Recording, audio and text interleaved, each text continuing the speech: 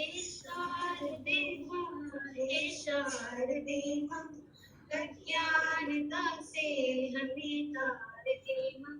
तू स्वर की देवी न संगीत तुझसे, हर शब्द तेरा है हर गीत तुझसे। हम हैं अकेले, हम हैं अधूरे, तेरी शरण में हमें प्यार दे माँ। हे शारदे माँ, हे शारदे माँ। Thank you.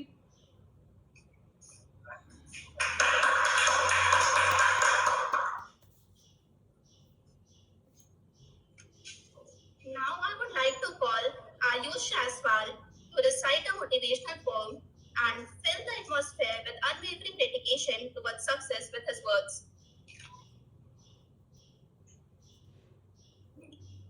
नमस्कार सभी को, मेरा नाम आयुष है। मैं आप सबके सामने एक कविता प्रस्तुत करने जा रहा हूँ। उम्मीद है आप सभी इस कविता से जरूर कुछ सीखेंगे।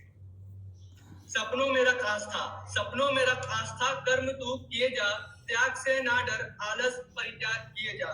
गलती कर ना घबरा, गिर कर फिर हो जा खड़ा, समस्याओं को रास्ते से निकाल दे, चट्टान भी हो तो ठोकर से उछाल दे। रख हिम्मत, तूफानों से टकराने की जरूरत नहीं है किसी मुसीबत से घबराने की। जो पाना है बस उसकी एक पागल की तरह चाहत कर, करता रह कर्म मगर साथ में ईश्वर की इबादत कर। फिर देख किस्मत क्या क्या रंग दिखलाएगी, तुझको तेरी मंजिल मिल जाएगी, तेरी मंजिल मिल जाएगी। धन्यवाद।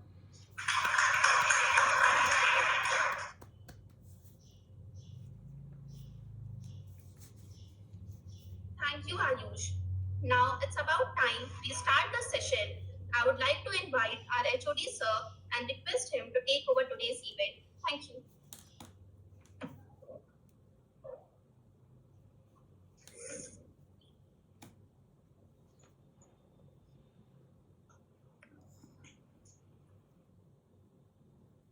दो दिवसीय वेबिनार के दूसरे दिन आज सबसे पहले आदरणीय मुख्य अतिथि श्री गिरीश पांडे जी और हमारे सामने बैठे हुए भाइयों और बहनों,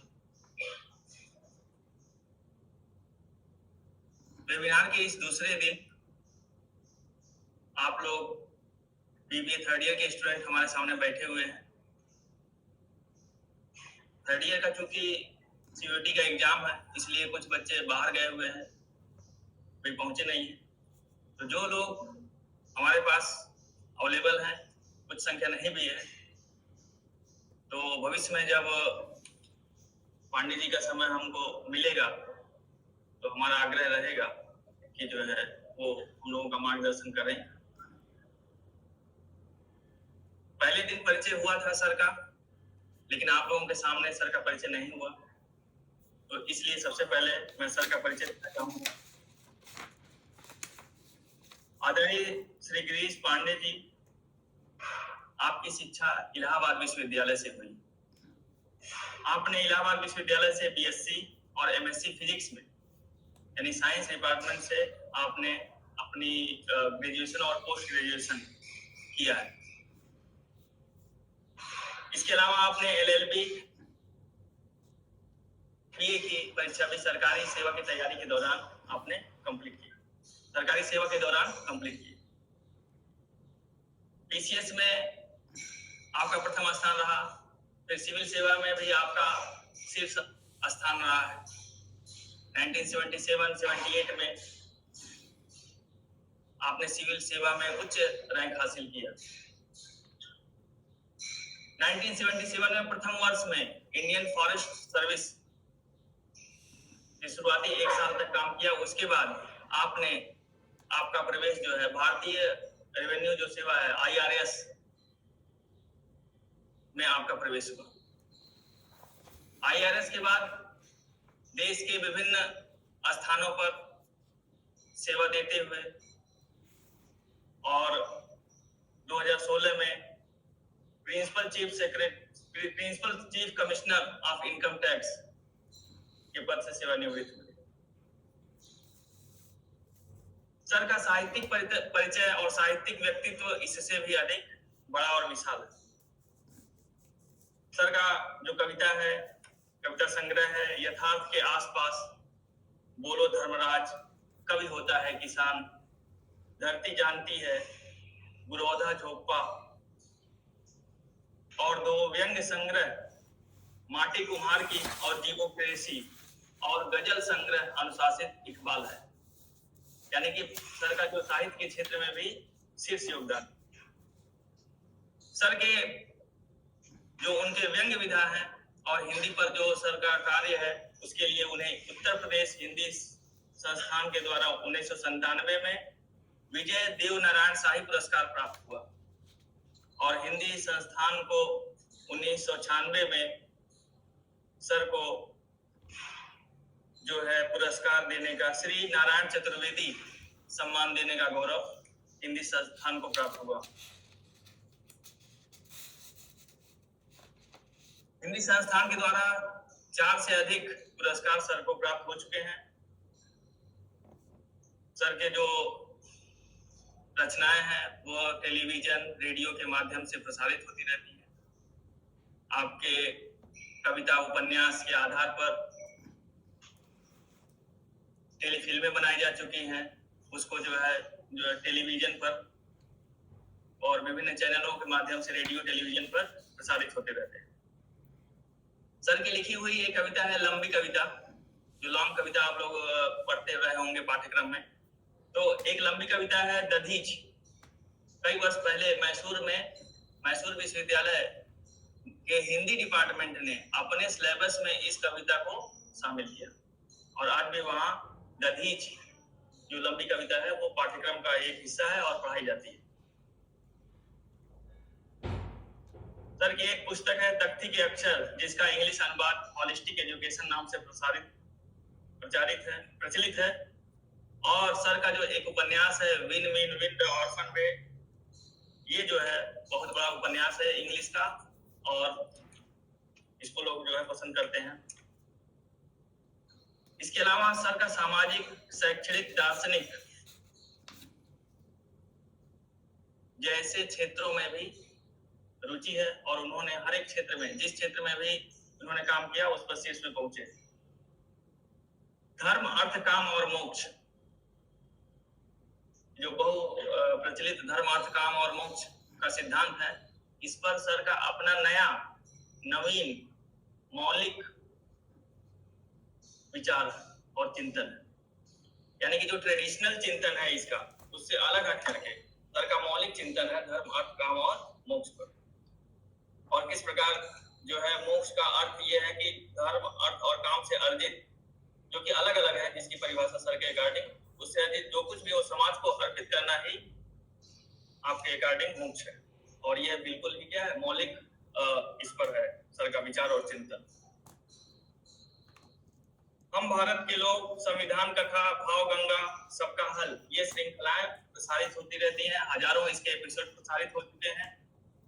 सर के सबका हल और भाव गंगा की श्रृंखलाओं में मैं भी श्रोता के रूप में कई बार रहा हूं और सर से जो है हमारे इस पर प्रश्न हुए हैं। जो भी प्रश्न सर के पास आता है तो सर उसका उत्तर जो है वो सरल भाषा में देते हैं। ऐसा नहीं है कि सर इतने विद्वान है तो अपनी विद्वता के आधार पर उसको बताएं। वो एक सामान्य, हम लोग जो प्रश्न करता है उसके स्तर पर जाकर के और उसके लिए जो समझ में आ सके ऐसे ही बात से उत्तर देने की कोशिश करते हैं और अपने विशाल ज्ञान और अध्ययन, चिंतन के आधार पर जो ज्ञान है वो सरल भाषा में रखते हैं। सर का ये परिचय जो है ये संक्षिप्त है। सर का परिचय 2.5 पेज तो मैं लिया हुआ ही हूँ और यह समय कीमती है और ये सर के लिए है, तो मैं यहाँ पर सर को बोलने के लिए आग्रह करता हूँ, निवेदन करता हूँ। और सर हम लोगों से जुड़ रहे हैं, ये हम लोगों के लिए बहुत ही गर्व की बात है। हम लोग इसके लिए तो आभारी हैं सर के। तो अब मैं चाहूंगा कि सर हम लोगों का मार्गदर्शन करें और अपने विचार और चिंतन हम लोगों के सामने यहाँ प्रस्तुत करें। धन्यवाद वागीश जी।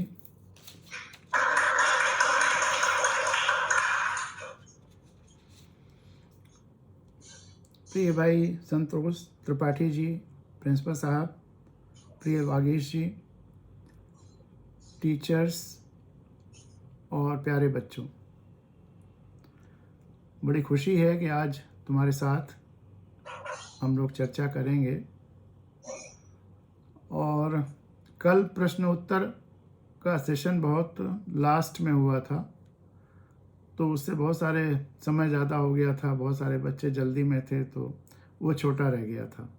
तो मैंने उनसे कहा था कि उनके प्रश्नों का भी उत्तर आज इस प्रोग्राम में देंगे, वो आ जाएं।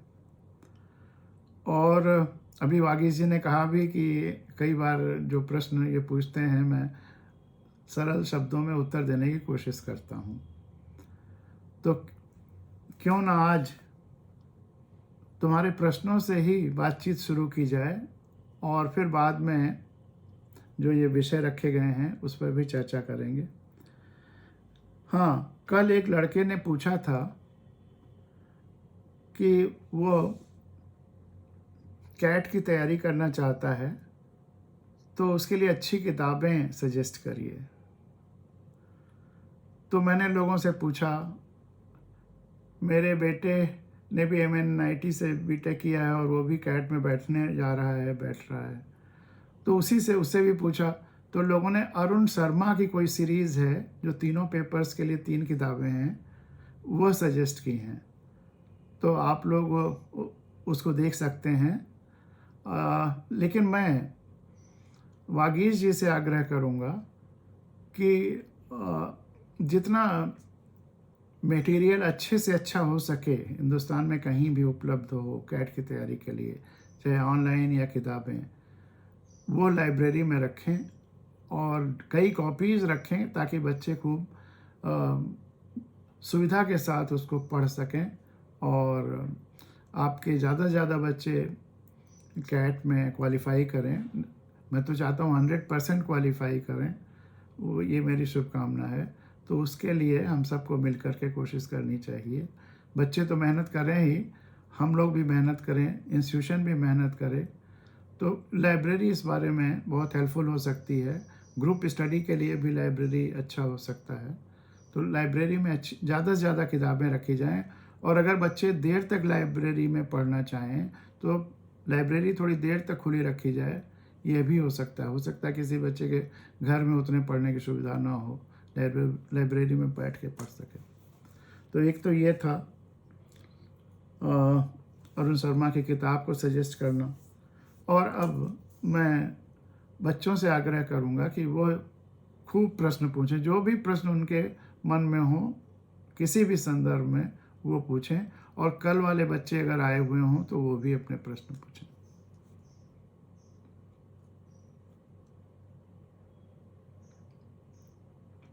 किसी बच्चों को चाहे जहाँ माइक हो वहाँ बुला करके या जैसे भी हो उनकी आवाज़, ताकि प्रश्न सुना जा सके।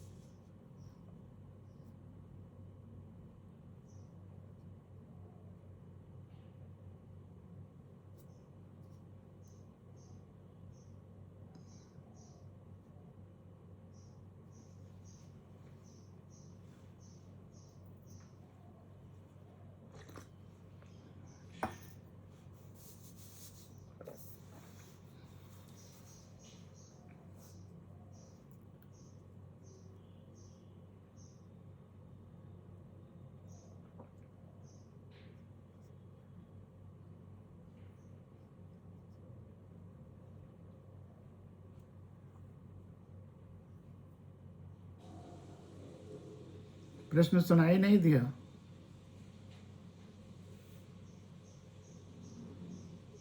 वागीश जी, प्रश्न सुनाई नहीं दिया,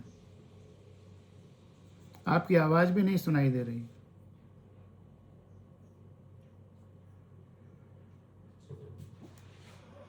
जी सर। सर माइक में थोड़ी गड़बड़ी हो गई थी, अब आवाज आ रही है? हाँ, आ रही है। तो बच्चे का प्रश्न बच्चे से कहिए, अब दोबारा पूछ ले। जी सर।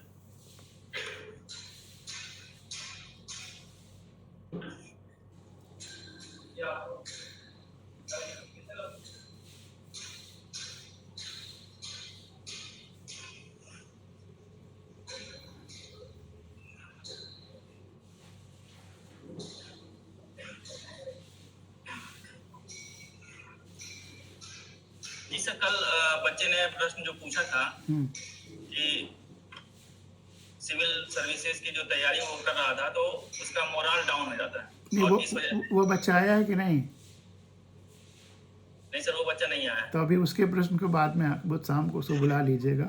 और ये बच्चे जो सामने बैठे हैं, इनमें एक बच्चा आया था बोलने के लिए, उसका प्रश्न पूछवाइए।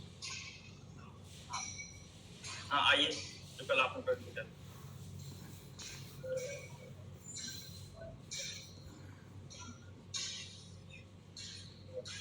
आइए, आइए। Good afternoon, sir. हाँ, good afternoon. So please tell me about the book. आवाज़ जरा जोर से। Please tell me about the book which that I book? asked you yesterday. Which sir book? Book के बारे में बता दीजिए जो कल पूछे थे कैट के एग्जाम के प्रिपरेशन के लिए। अरुण शर्मा की, मैंने बताया ना, वही तो बता रहा था। सर सुनाई नहीं दे रहा था, उस टाइम माइक खराब था। अच्छा अच्छा, अरुण शर्मा की सीरीज़ है, इसको लोग रेकमेंड कर रहे हैं कैट के प्रिपरेशन के लिए। लेकिन मैंने इसके साथ ये भी कहा था, ये तो एक सेट है, कई और अच्छे राइटर्स भी हो सकते हैं। और ये मैं रिक्वेस्ट कर रहा था आपके प्रिंसिपल जी से और बागीश जी से कि जितने तरह की कैट की प्रिपरेशन के लिए मटेरियल अच्छा हो सकता है, ऑनलाइन या बुक्स, और बुक्स का जितने अच्छे राइटर्स हों सब का, चाहे ये कैट के लिए ही या सब्जेक्ट वाइज, जितना बेस्ट पॉसिबल मटेरियल हिंदुस्तान में कहीं हो सकता है उसको यहाँ अवेलेबल कराएं। और हम लोग तो यही कोशिश करेंगे, चाहेंगे, आपको शुभकामनाएं देंगे कि आपके सारे के सारे बच्चे सेलेक्ट हों कैट में या जहाँ भी जिस एग्ज़ाम में जाएं। लाइब्रेरी की सबसे बड़ी भूमिका होती है। अगर लाइब्रेरी, कुछ बच्चे चाहें कि ग्रुप स्टडी लाइब्रेरी में करें तो वो तो ठीक है। अगर टाइम और एक्सटेंड करना चाहें तो अर्ली मॉर्निंग से देर शाम तक, रात तक भी लाइब्रेरी खुला रहे ताकि बच्चे पढ़ें अगर उनके घर में पढ़ने की या किताबों की सुविधा नहीं है। तो जितने रिसोर्सेज हैं वो बेस्ट प्रोवाइड किए जाएं कॉलेज के द्वारा, सबके द्वारा, ताकि ज़्यादा से ज़्यादा बच्चे सफल हों। हमारी यही शुभकामना है। Thank you sir. Thank you.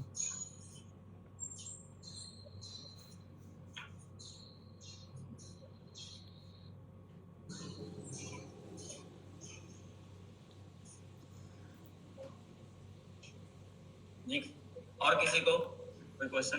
खूब बिल्कुल निसंकोच होकर के, समझ लो घर में बातचीत हो रही, उसी तरह से जितना सवाल ज़्यादा से ज़्यादा पूछ सको पूछो।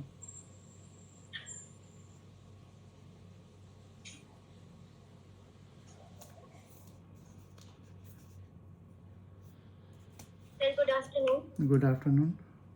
सर जो कल का आपका टॉपिक था विन विन विन, उसमें तीसरे विन का क्या मतलब है, उसका मीनिंग?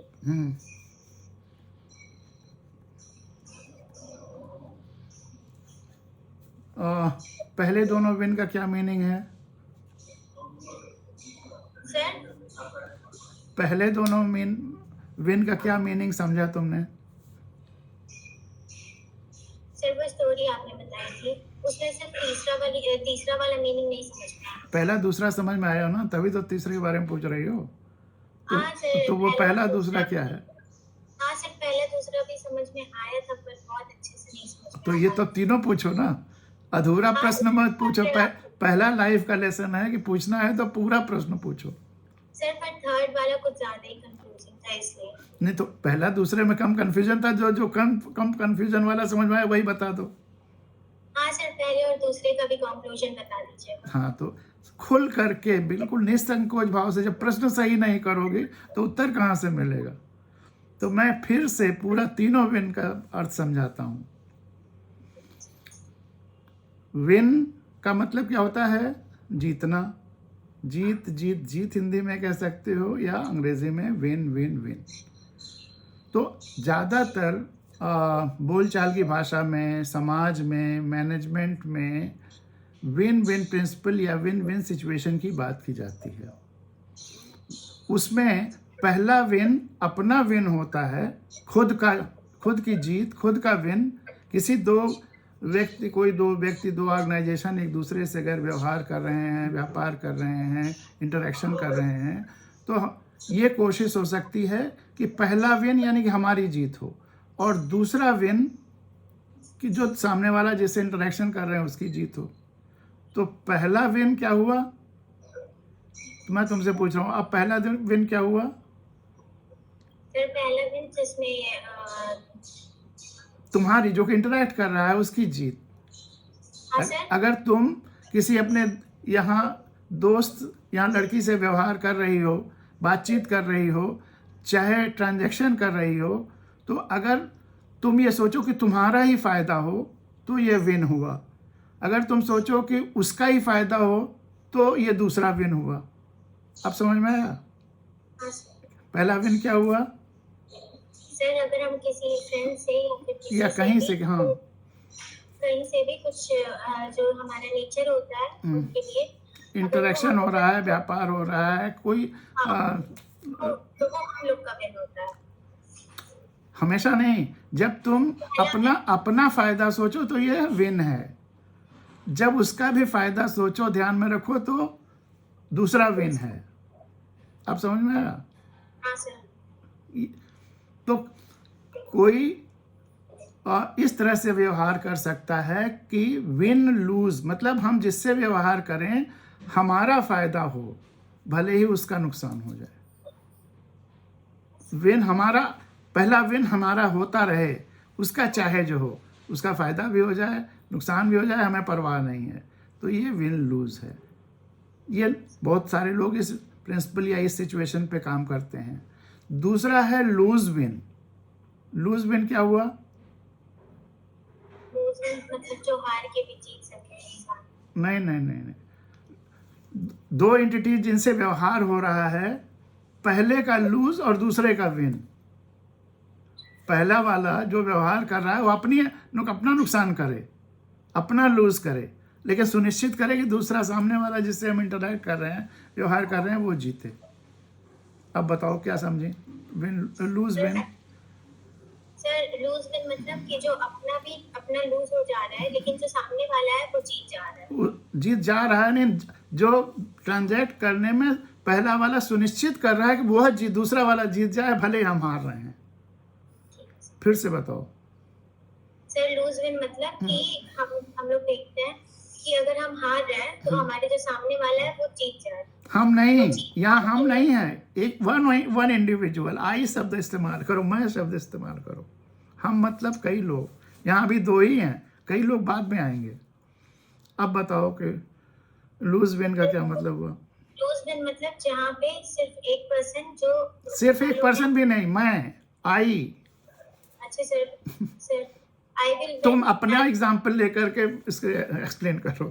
सर मतलब लूज विन मतलब कि मैं हार जा रही हूँ, लेकिन जो सामने वाला है वो उसको हम लोग या तो जिता हम देंगे, लोग नहीं, मैं उसको जिताऊंगी हर हालत में। मैं जिता दे रही हूँ या फिर वो जीत जा रहा है। या फिर नहीं, मेरी कोशिश रहेगी कि वो जीत जाए। मैं अपना नुकसान करूंगी लेकिन उसको जिता दूंगी। अब फिर से बताओ। मेरी कोशिश रहेगी कि वो जीत जाए और मैं हार जाऊं। हाँ। मेरी वजह से वो जीत जाए। हाँ, तो ये जो दूसरा है, क्या यह सामान्य जीवन में होता है, संभव है? सर बहुत कम चांसेस होते हैं ऐसा। कल मैंने एग्जाम्पल भी दिया था जब इसको एक्सप्लेन किया था। पेरेंट्स और बच्चे, पेरेंट्स हमेशा चाहेगा कि भले उसका नुकसान हो जाए, वो मतलब सेक्रीफाइस करना पड़े, लेकिन बच्चे का फ़ायदा हो। और अच्छे टीचर्स और स्टूडेंट्स, कोई टीचर स्टूडेंट में भी टीचर हमेशा चाहेगा कि भले मेरा नुकसान हो, मुझे ज़्यादा मेहनत करना पड़े, ज़्यादा सेक्रीफाइस करना पड़े, लेकिन बच्चे आगे बढ़ें, बच्चा आगे बढ़े। तो ये हुआ लूज विन। तीसरा है विन विन। विन विन क्या हुआ? नहीं सर, तीसरा वाला नहीं समझ में आया। नहीं, तीसरी सिचुएशन, अभी हम तीसरा विन नहीं पूछ रहे हैं। पहली सिचुएशन विन विन, अभी हम दो की बात कर रहे हैं। दो में तीन सिचुएशन है। पहली में विन लूज, Win. दूसरा में लूज विन, तीसरा है विन विन। ये दो इंटरेक्शन, दो लोगों के इंटरेक्शन में ही इस विन विन का क्या मतलब है? मतलब कि यहाँ पे हम भी मैं भी जीत रही हूँ वो- और मेरे सामने वाला भी जीत रहा हाँ, है। दोनों का फायदा हो, ऐसा हम सिचुएशन निकालें। तो इसको मैनेजमेंट में बहुत अच्छा इंटरेक्शन का प्रिंसिपल माना गया। लेकिन यह हर स्थिति में सही नहीं है। मान लो दो लोग किसी को लूट करके और आधा आधा बांट लें, तो दोनों का, ए और बी का विन विन हो गया। लेकिन जिसको लूटा सी, उसका क्या हुआ? तो विन विन भी खतरनाक हो सकता है। दो देश विन विन आपस में कार्टेल बना करके बाकी देशों को एक्सप्लॉइट कर सकते हैं। दो कारपोरेट्स, बिजनेस हाउसेस कार्टेल बना करके बाकी बिजनेस हाउसेस को, पब्लिक का नुकसान कर सकते हैं। या जितना करप्शन है, विन विन प्रिंसिपल पे सब जायज हो जाता है। जो दे रहा, जो घूस दे रहा है उसका भी काम हो रहा है, जो ले रहा है उसका भी फायदा हो रहा है। लेकिन फिर ऑर्गेनाइजेशन का क्या हो रहा है, पब्लिक का क्या हो रहा है, देश का क्या हो रहा है, समाज का क्या हो रहा है, तो सबका नुकसान हो रहा है। इसलिए इस प्रिंसिपल को एक्सपेंड करने की ज़रूरत है, और इसको एक्सपेंड करने के लिए हमने एक थर्ड विन जोड़ा, विन विन विन, ये तीसरा विन। और ये तीसरा विन, जो दो एंटिटीज़ एक दूसरे से व्यवहार कर रही हैं, कारोबार कर रही हैं, उन दोनों के अलावा इस धरती पर जो कुछ एग्जिस्ट करता है, रेजिडुअल जो कुछ बचा हुआ है, तुम और तुम्हारे जिससे भी इंटरेक्ट कर रही हो, उसके अलावा इस धरती पर जितने जीव जंतु, वनस्पति, मनुष्य, धरती, प्रकृति जो भी है, उस सब को वो तीसरा विन रिप्रेजेंट कर रहा है कि उसका भी विन ध्यान में रखना है। तो तीसरा विन, जो दो एंटिटीज़ या ऑर्गेनाइजेशंस या इंडिविजुअल्स एक दूसरे से इंटरेक्ट कर रहे हैं, उनके अलावा जो कुछ इस धरती पर है, उस सब कुछ विन में, तीसरे विन में है, और उसका विन सोचना है। और इसमें तभी परिवार भी बच पाएंगे, समाज भी बच पाएगा, धरती भी बच पाएगी, प्रकृति भी बच पाएगी। आज हम सारे मनुष्य मिल करके अपना विन विन कर रहे हैं, लेकिन नेचर का क्या हो रहा है, प्रकृति का क्या हो रहा है, धरती माँ का क्या हो रहा है। इसलिए ये तीसरा विन, जो कुछ है उन दोनों एंटिटीज़ के अलावा जो इंटरेक्ट कर रहे हैं विन विन वाले, उनके अलावा जो कुछ है सब थर्ड विन है, थर्ड का विन में शामिल है। अब बताओ तुम ये क्या समझी थर्ड विन के बारे में? सर थर्ड विन मतलब जो भी दो ऑर्गेनाइजेशन के बीच में विन हो रहा है, तो हम लोग को ये भी ध्यान रखना है कि जो हमारे आउटसाइड वाले हैं, जैसे कि जीव जंतु, इन लोग का भी विन हो, इनकी भी जीत हो। जो भी शामिल है, मनुष्य, मतलब उन दोनों के अलावा जो कुछ धरती पर एग्जिस्ट करता है, सब, तो सबका विन हो। सबका विन। अपना यह धरती पर अच्छी तरह से रहने का सबसे मैनेजमेंट का प्रिंसिपल यही होगा, तभी सब लोग स्वस्थ रहेंगे, आनंद से रहेंगे। सर्वे भवन्तु सुखिनः जो वैदिक मंत्र है, वही एक बात कहता है कि सब सुखी हों। तो सब तभी सुखी होंगे जब जो भी दो आदमी आपस में अगर व्यवहार करते हैं तो सबके सुख का ध्यान रखें। Thank you. तुमने अच्छा प्रश्न पूछा और इतना समय दे करके यहाँ पे पेशेंस के साथ जवाब देती रहे, बहुत अच्छा, थैंक यू।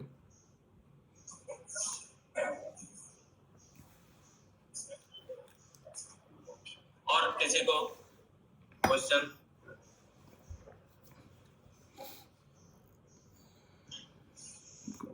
बिल्कुल निसंकोच होकर बच्चों को इनवाइट करिए, खूब प्रश्न पूछें। आप बोलना चाह रही है ना? आइए आइए आइए।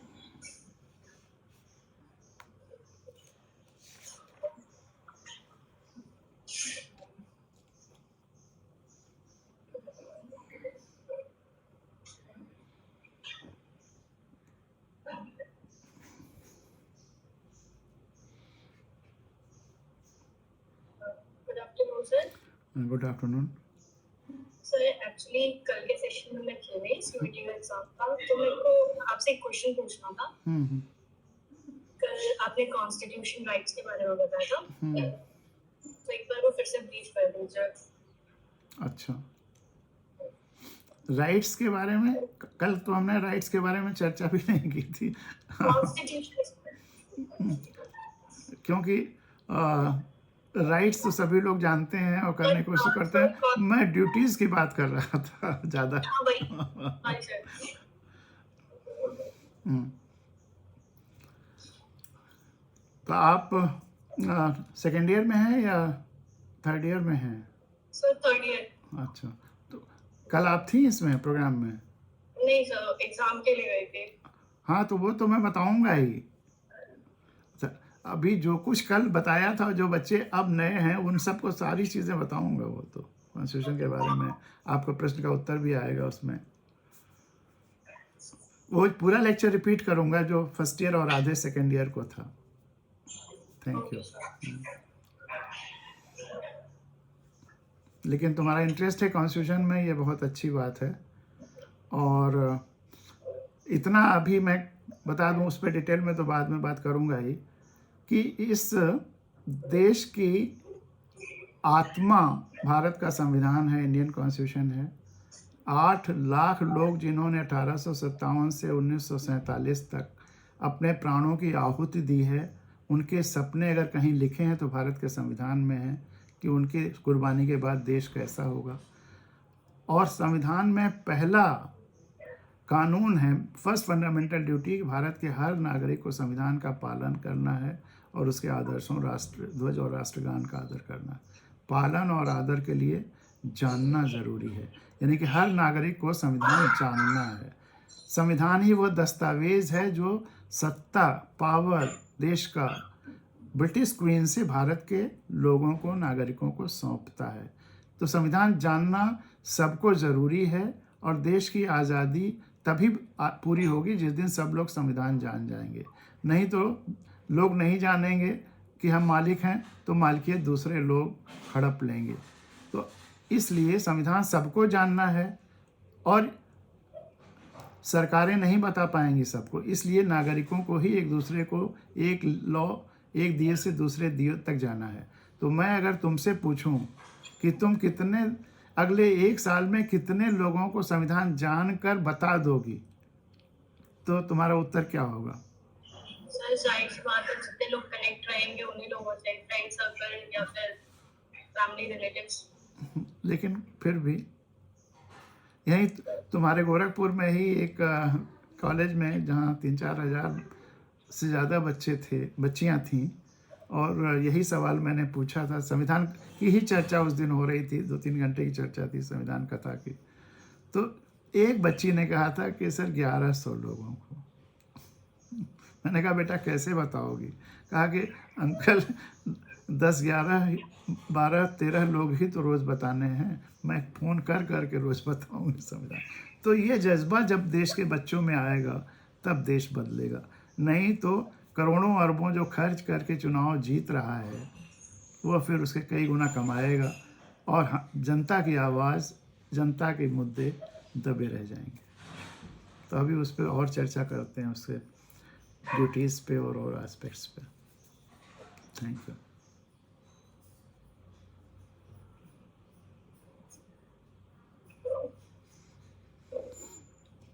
हाँ, और कोई आइए।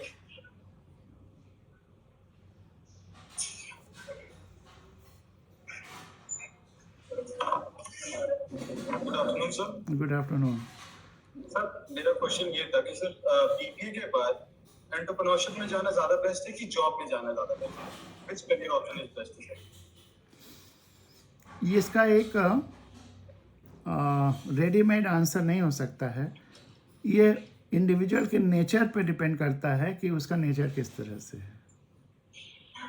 उसका नेचर जॉब करने का है या लीडरशिप उसमें ज़्यादा है। अगर लीडरशिप ज़्यादा है तो फिर एंटरप्रेन्योरशिप ज़्यादा उसके लिए बेहतर हो सकता है।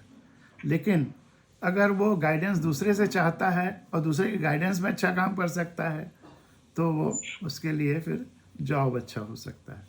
तो किस में कितना इनोवेशन है, रिस्क टेकिंग कैपेसिटी है, वो जो गुण तो अपने को पहचानना होगा तुम्हें कि तुम में क्या क्या डायमेंशंस कैसे कैसे हैं, उसके लिए डायरी राइटिंग बहुत हेल्पफुल होती है। कल मैंने डायरी राइटिंग के बारे में बताया था। मैं जो भी ग्रो कर सका उसमें मेरी डायरी राइटिंग बहुत हेल्प किया उसने, उसके बारे में भी चर्चा करेंगे। लेकिन अपने को समझना होगा इसमें कि तुम्हें क्या चाहिए, ये तुम्हारे ऊपर डिपेंड करता है। फिर तुम्हारे रिसोर्सेज कितने हैं, कितना एडजस्टमेंट का पावर है। हिंदुस्तान में एंटरप्रेन्योरशिप के लिए मतलब कहने में कोई संकोच नहीं है कि लोन लेने तक में घूस तक देनी पड़ती है।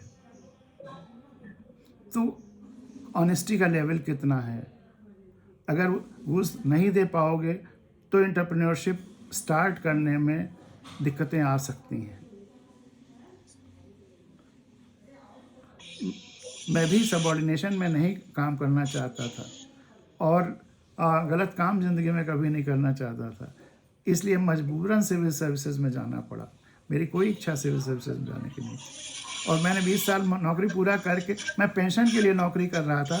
एक ऐसा समय आ जाए कि मुझे पेंशन मिले और मेरे पास 24 घंटे हों जो मेरे अपने स्वतंत्र तरीके से जैसा मैं परिवार, समाज, प्रकृति और धरती के लिए करना चाहता हूँ करूँ। तो अपने को एनालाइज करो गहराई से, ये सबसे ज़रूरी है इस प्रश्न के लिए। Thank you sir.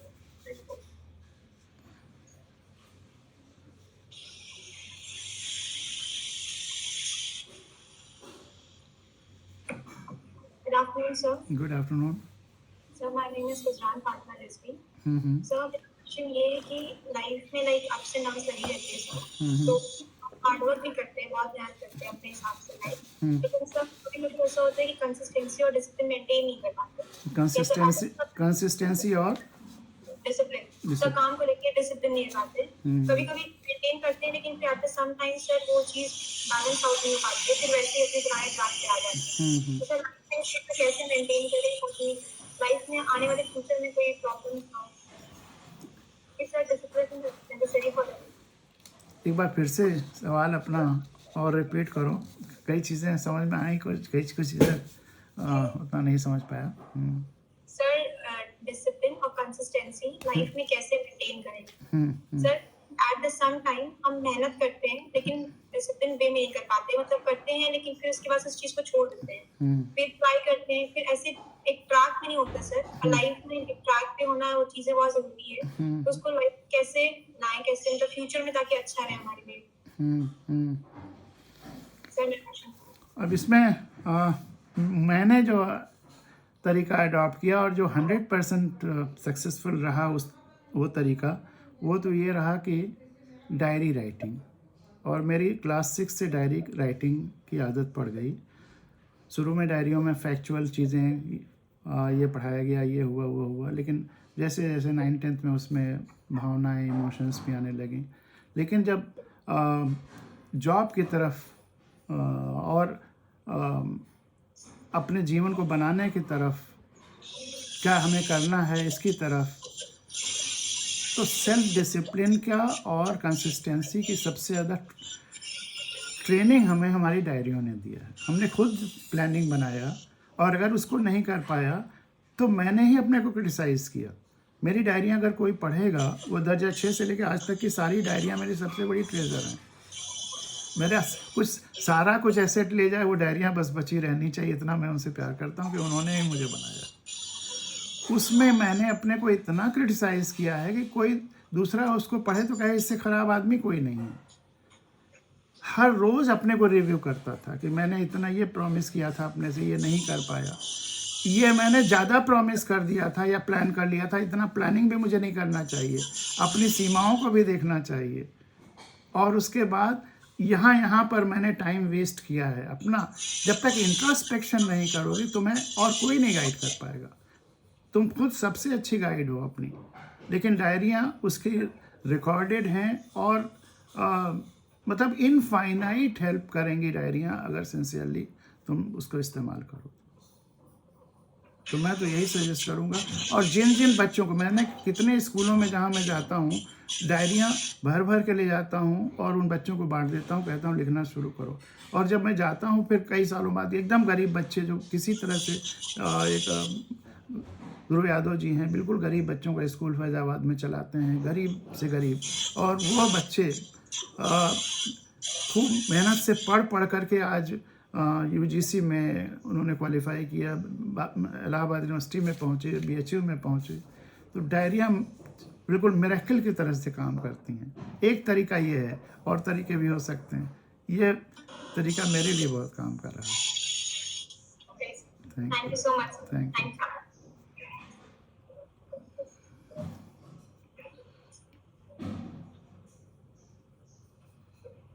Good afternoon sir. Good afternoon. मेरा नाम अंजलि है। अंजलि, सर थोड़ा जोर से बोलो। हाँ। सर अंजलि सिंह। सर मेरा क्वेश्चन ये है कि आप ऑलरेडी इतने अच्छे पोस्ट पे रहे हैं, क्या शेड्यूल था आपकी पढ़ाई का? कैसे पढ़ते थे, कितने घंटे पढ़ते थे, जो मैं फॉलो करूं मैं भी सक्सेस हो सकता है?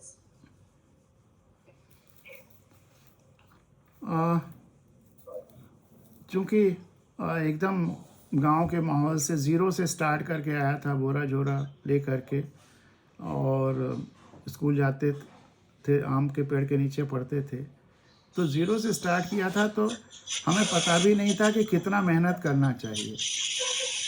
तो जितनी ज़रूरत थी उससे कई गुना ज़्यादा मेहनत कर गए। कोई रिस्क नहीं लेना चाहते थे। ज़्यादातर सुबह पढ़ते थे, 4 बजे सुबह से पढ़ाई शुरू की थी। जब शहर में आ गए, गोरखपुर में ही मैंने दर्जा 6 से 12 की पढ़ाई की। सेंट एंड्रूज में 10th तक था और जुबली में 12th में था। तो सुबह 4 बजे से, लेकिन 16 घंटे भी पढ़ा है। मतलब क्योंकि वो एक जुनून सा हो जाता है कि हम जहाँ से आए हैं, हमें अपने सपनों को पूरा करना। और सपने व्यक्तिगत नहीं थे कि हमें ये करना, अपने लिए कुछ नहीं चाहिए था। इतनी मतलब मैं किसान का बेटा रहा हूँ, किसान आत्महत्याएं कर रहे थे, 8 लाख किसानों ने आत्महत्याएं की हिंदुस्तान में। स्थितियाँ सुधरनी, लोकतंत्र आ गया लेकिन जन जन तक गया नहीं। तो सबके लिए काम करना चाहता था, इसलिए कुछ ना कुछ संसाधन चाहिए थे, चाहे वो पद के हों, चाहे लोगों तक पहुंच, अपनी बात पहुंचाएं, आवाज़ दूर तक पहुंचे, जितनी कोशिश हो सकती है। और जैसे गांव में हम लोग कौरा भी जलाते थे, चूल्हा भी जलाते थे, फूंकते थे, आग जलाने के लिए, लौ लाने के लिए हर तरफ से फूंकते थे। तो वैसे ही जो सपने हैं उनको पूरा करने के लिए जितनी तरह से कोशिश हो सकती थी, वह कोई चीज़ छोड़ना नहीं चाहते थे। तो इसकी वजह से कोई घंटों का सवाल ही नहीं है। मतलब पढ़ना ही, एक सब्जेक्ट पढ़ रहे हैं, मनोरंजन के लिए दूसरा सब्जेक्ट पढ़ लिया। तो इतना मज़ा भी पढ़ने में फिर खैर आने लगा। अपने चॉइस के सब्जेक्ट्स पढ़ते थे, साइंस पढ़ने में भी मज़ा आ रहा था, फिर साइकोलॉजी पढ़ने में मज़ा आया, मैनेजमेंट भी पढ़ने में मज़ा आया, लॉ भी पढ़ने में मज़ा आया। तो इसलिए जितना ज़्यादा से ज़्यादा पढ़ सको पढ़ो, क्योंकि समय दोबारा नहीं आता। आदमी के पास सबसे अगर बड़ा रिसोर्स कोई चीज़ है, एसेट कोई चीज़ है, तो टाइम है। हर मोमेंट कीमती है, उसको कभी वेस्ट नहीं करना। Thank you.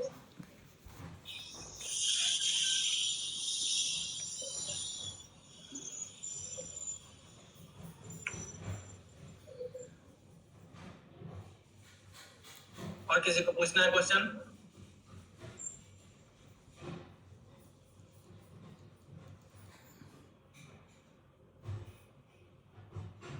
जी सर, अभी तो आगे और कोई क्वेश्चन तो नहीं अभी दिख रहा है। ठीक है, बढ़िया है। तो 12:44 हो गया है। जी सर। 40-45 मिनट में जो कल हमने बताया था उसको ब्रीफली इन बच्चों को भी रिपीट कर देते हैं, और उसके बाद फिर अगर किसी का क्वेश्चन होगा तो उस पर भी चर्चा कर लिया जाएगा। जी सर। ये ठीक रहेगा? जी सर। ठीक है।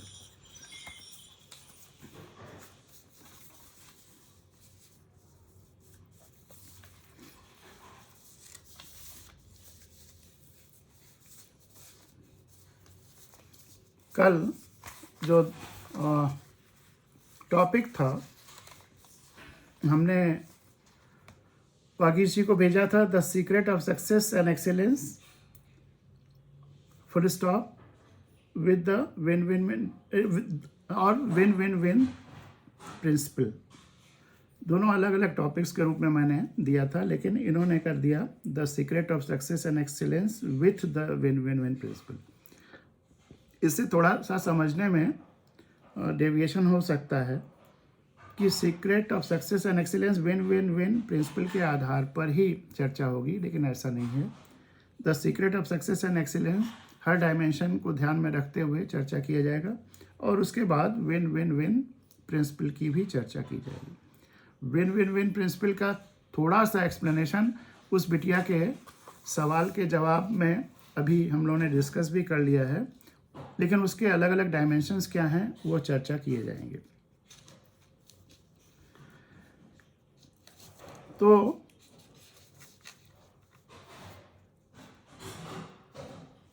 सक्सेस पाने के लिए जो secret of success and excellence है,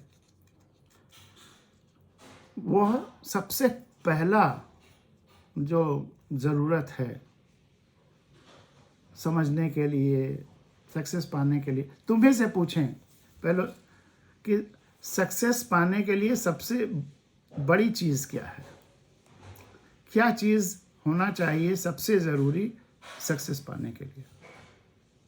तुम क्या सोचते हो?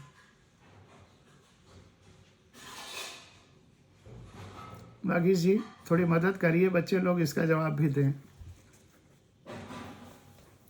खुद बताओ कि तुमने अब तक क्या महसूस किया है सक्सेस पाने के लिए, सबसे बड़ा जो सबसे बड़ी चीज़ क्या है?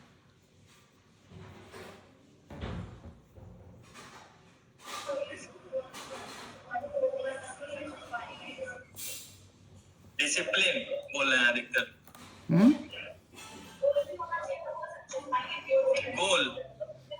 गोल और डिसिप्लिन दो आंसर आ रही है। गोल और डिसिप्लिन सब सही हैं, गोल भी सही है, डिसिप्लिन भी सही है, लेकिन नंबर वन पर कंसिस्टेंसी एक तीसरा आ गया। ठीक है, ये भी ठीक। और पेशेंस ये भी ठीक है। हार्ड वर्क ये भी ठीक है। स्मार्ट वर्क ये भी ठीक है। और कोई संवेदनशीलता कल भी लग रहा था। एक ने संवेदनशीलता बोल दी जो कल प्रेजेंट है। ठीक है, बहुत बढ़िया। और माइंडसेट ठीक है। हेल्पिंग अदर्स, हाँ ये सब ठीक है। संवेदनशीलता ड्राइविंग सीट पे है, इसमें नो डाउट, लेकिन उसी के इक्वलेंट एक उससे ज़्यादा ही एक और फैक्टर जो मैंने ऑफ द वे कहा था, स्टोरी के माध्यम से संवेदनशीलता ही चींटी वाली कहानी के माध्यम से बताया था, लेकिन एक चीज़ और कही थी। अगर वो बच्चे जो थे वो उनको याद हो, और नहीं तो मैं चाहता हूँ कि तुम सोच करके वहाँ तक पहुँचे। ये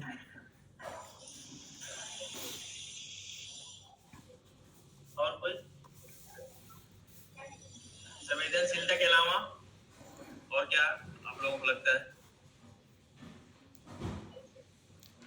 नहीं बता पा रहे हैं अभी। कोई बात नहीं, ठीक है, इतना उत्तर काफ़ी है।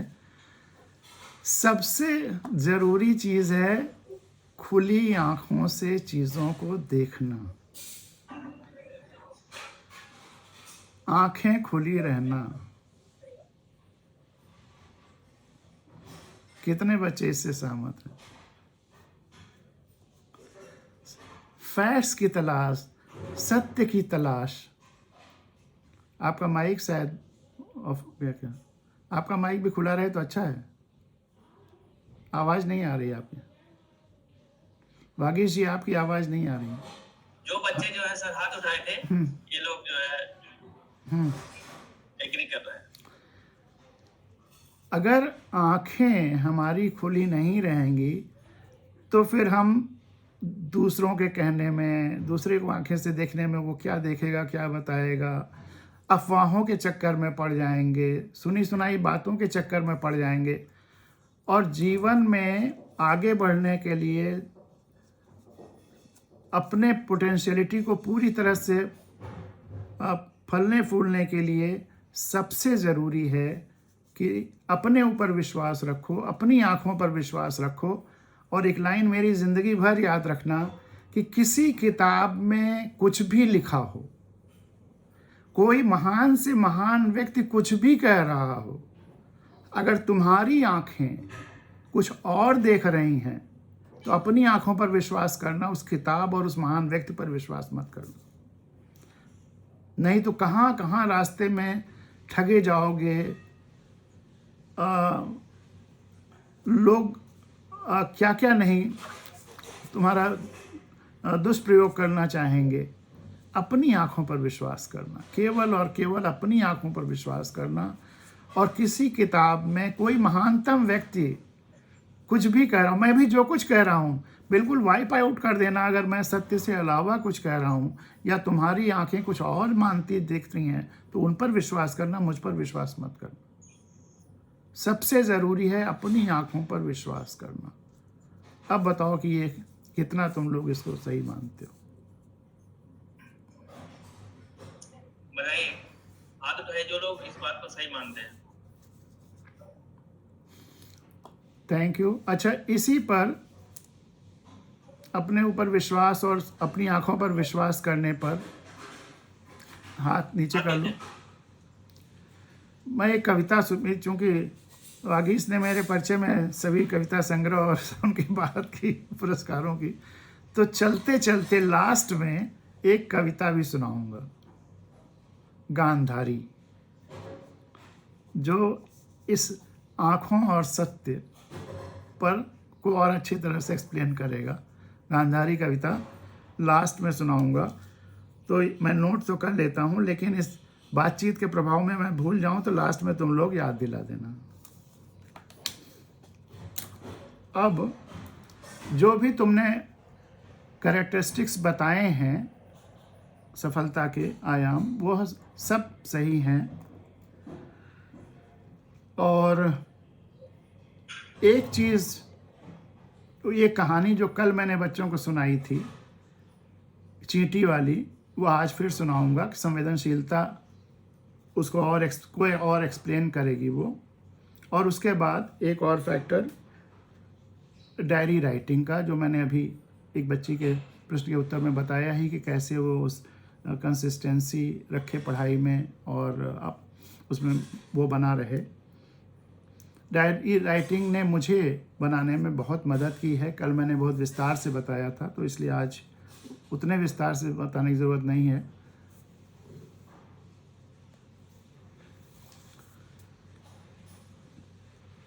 तो पहले चींटी वाली कहानी तुम लोगों को सुना दें। बहुत बचपन में जब गांव में रहता था तो एक कहानी मैंने अपने गांव में सुनी थी, और बहुत संक्षेप में बताएंगे। इसका जो मैसेज है वह बहुत बड़ा है। दो चिड़िया, तोता मैना बहुत भूखे थे। अच्छा, ये कहानी पूरी दुनिया के सारी लोक कथाओं में है। गांव में वो सुन करके आ गया था। गोरखपुर में जब पढ़ रहा था तो हम लोग एक मैगज़ीन मंगाते थे, सोवियत भूमि। मेरा सोवियत रूस या कम्युनिज्म से कोई मतलब नहीं रहा है, लेकिन वो मैगज़ीन इसलिए मंगाते थे कि बहुत उसमें ग्लॉसी पेपर और बड़े साइज़ की होती थी, और उसका कागज़ बहुत मोटा होता था और साइज़ बहुत बड़ी थी। तो उसके पेजेस से हम लोग अपनी कॉपियों और किताबों की कवर बनाते थे, इसलिए वो मैगज़ीन मंगाते थे। उस किताब में वही कहानी, वो जो तोता मैना और चींटी कहानी है, यही कहानी हिंदी से अनुदित नहीं, रूसी लोक कथा के रूप में पढ़ा, तो ये आश्चर्य हुआ। उसके बाद में अरबी भाषा में भी वही लोक कथा, दक्षिण भारत की भाषाओं में भी, और तो और आदिवासी क्षेत्रों की भाषाओं में भी।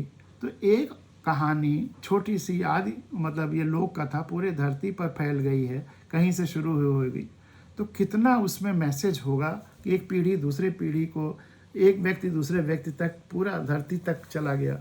तुम भी कोई अच्छा काम करोगे तो ऐसे ही अपने आप धीरे धीरे धरती तक चला जाएगा। उसमें ताकत होनी चाहिए इंटरनल सेल्फ प्रोपोगेशन की। किसी का प्रायोजित जो प्रोपोगेशन होता है वो थोड़े समय के लिए होता है, थोड़े एरिया में होता है, समय के साथ ख़त्म हो जाता है। लेकिन जिसमें अपनी सेल्फ प्रोपोगेशन ऑफ नॉलेज या एक्शंस वो अपने आप होता है।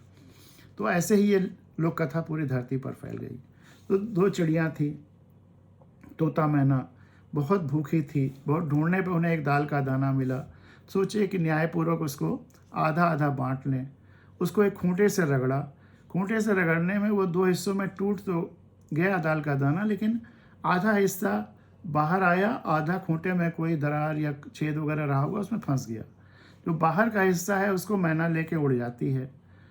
तोता का हिस्सा उसमें फंसा हुआ है, तो तोता नहीं निकाल पाता तो क्या करे बेचारा, बढ़ई के पास जाता है और बढ़ई से कहता है, जैसा मैंने अपने गांव में सुना कि बढ़ई बढ़ई खूंटा चीरो, खूंटे में दाल बा, का खाई का पी का लय परदेस जाई। डांटता है तो बढ़ई उसको कि हट तोते, तुम्हारे छोटे से दाल के दाने के लिए हम खूंटा क्यों चीरें। राजा के पास जाता है, राजा राजा बढ़ई डांटो, बढ़ई न खूंटा चीरे। बढ़ई राजा भी डांटता है। रानी के पास जाता है, रानी रानी राजा छोड़ो, राजा ना बढ़ई डांटे, रानी भी डांटती है। सांप के पास जाता है, सांप सांप रानी डसो, सांप भी डांटता है। लाठी के पास, मैं बड़े संक्षेप में जा रहा हूँ क्योंकि समय हम लोगों को 1:30 बजे के आसपास कंप्लीट कर लें तो अच्छा है। लाठी के पास जाता है, लाठी लाठी सांप मारो, लाठी भी डांटता है। आग के पास जाता है, आग आग लाठी जलाओ, आग भी डांटती है।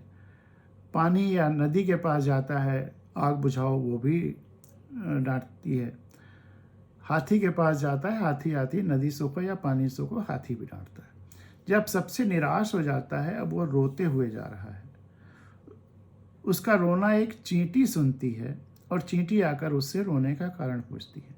अलग अलग देशों में, अलग अलग भाषाओं में चींटी की जगह पर और छोटे छोटे एलिमेंट्स आ गए हैं, लेकिन छोटा ही एलिमेंट आया है। चींटी उसका रोना सुनती है और आकर उससे रोने का कारण पूछती है।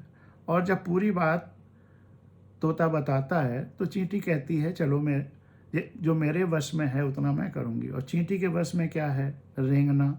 तो वह रेंगते हुए हाथी के सूंड में घुसने लगती है। तब हाथी कहता है, सूंड में घुसो उसो मत कोई, हम तो नदी सोखब लोए, जैसा मैंने अपने गांव की भाषा में सुना। अब जब वो नदी सोखने जाता है हाथी, तो हाथी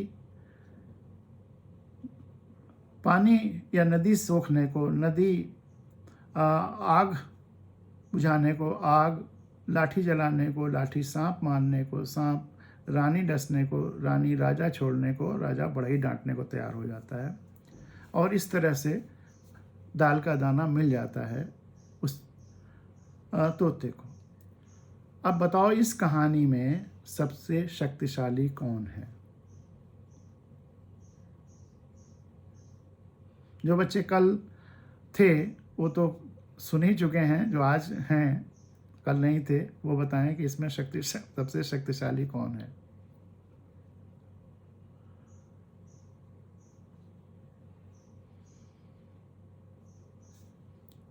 छोटे बच्चों में, जब प्राइमरी स्कूल के बच्चों में यही कहानी सुनाते हैं तो बच्चे बिना मेरा इंतजार किए हुए जोर से बोलते हैं, बड़ा मजा आता है।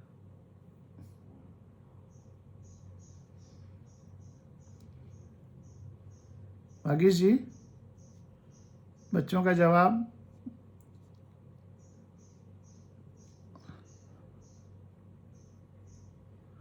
ऑब्वियस है,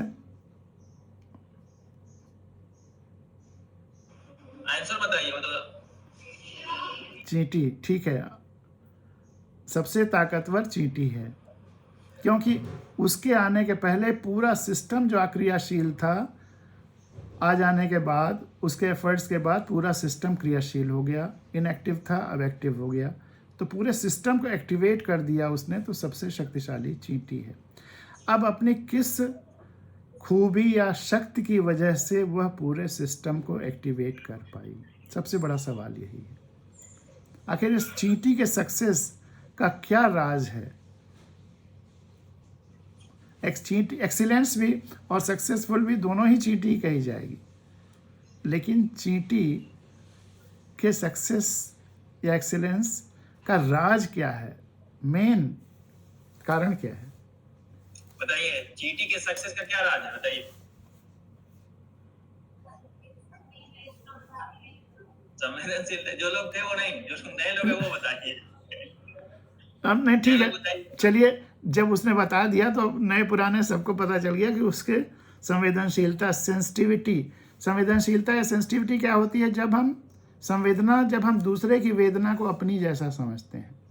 वही, हम केवल अपनी ही वेदना ना समझें, जो सामने वाला है उसकी वेदना भी समझें, तब विन विन तक जाएंगे।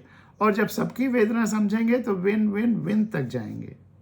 जब हम सबकी वेदना समझें और सबके लिए काम करेंगे, तब हम सबसे शक्तिशाली होंगे।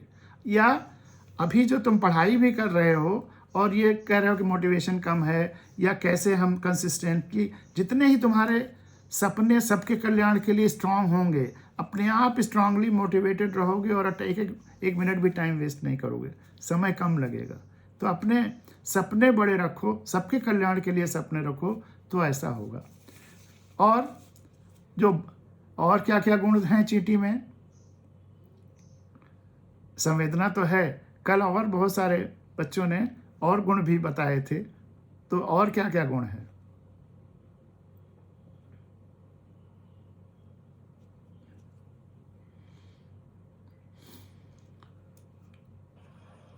परिश्रमी बहुत है। हाँ ठीक है, परिश्रमी, बिल्कुल परिश्रम किया,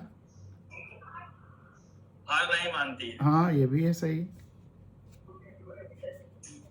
और आकार में छोटी, एक दिन वो बता रहे हैं कि आकार में बहुत छोटी है। नहीं, बात सही है, आकार में छोटा होना भी फायदा है, और मनुष्य के संदर्भ में उसका अहंकार ही उसका आकार हो जाता है। जितना ही तुम छोटे बन करके रहो ना, उतना ही जिंदगी में बहुत ज़्यादा अचीव कर सकते हो। और जितना ही अहंकार होगा, कल मेरा जो वीडियो है सबका हल प्रोग्राम में जो हमारे चैनल पे है, उसमें यही है कि अगर हमें वाकई सक्सेस पाना है ज़िंदगी भर और खुश रहना है, तो हमें छोटा बच्चा बना रहना पड़ेगा।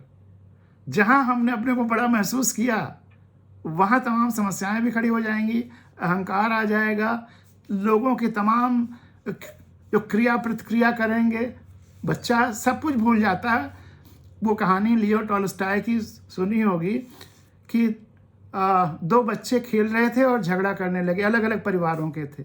उनको झगड़ते देख उनके दोनों परिवारों के लोग उसको अपने पे ले लिए कि उस बच्चे ने हमारे बच्चे को मारा और ये वो, तो झगड़ा शुरू हो गया।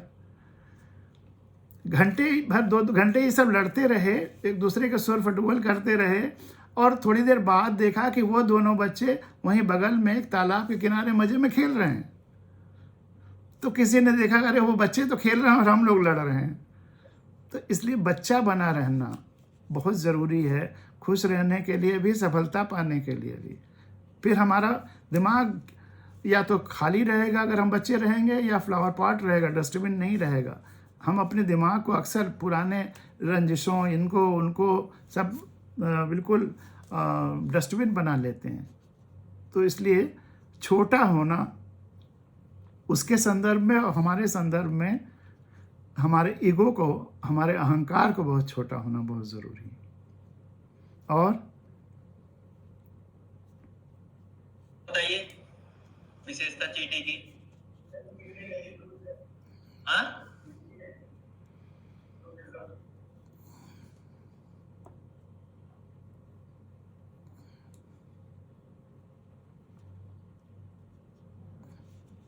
हाँ, एक बच्चा वहां से कुछ कह रहा है। यूनिटी में रहती है, बता रहे हैं। यूनिटी होती है उसके पास, सब लोग मिल करके एक साथ जाते हैं। हाँ, लेकिन यहाँ तो अकेले ही कर रही है, ठीक है। एज ए स्पेसी चींटी की गुण है यूनिटी में रहना, ठीक है, ये भी ठीक है। और कोई एक चीज़ और इसमें तुम लोगों ने ध्यान दिया होगा कि और सबके पास तोता गिड़गिड़ाते हुए गया, किसी ने उसकी बात नहीं सुनी।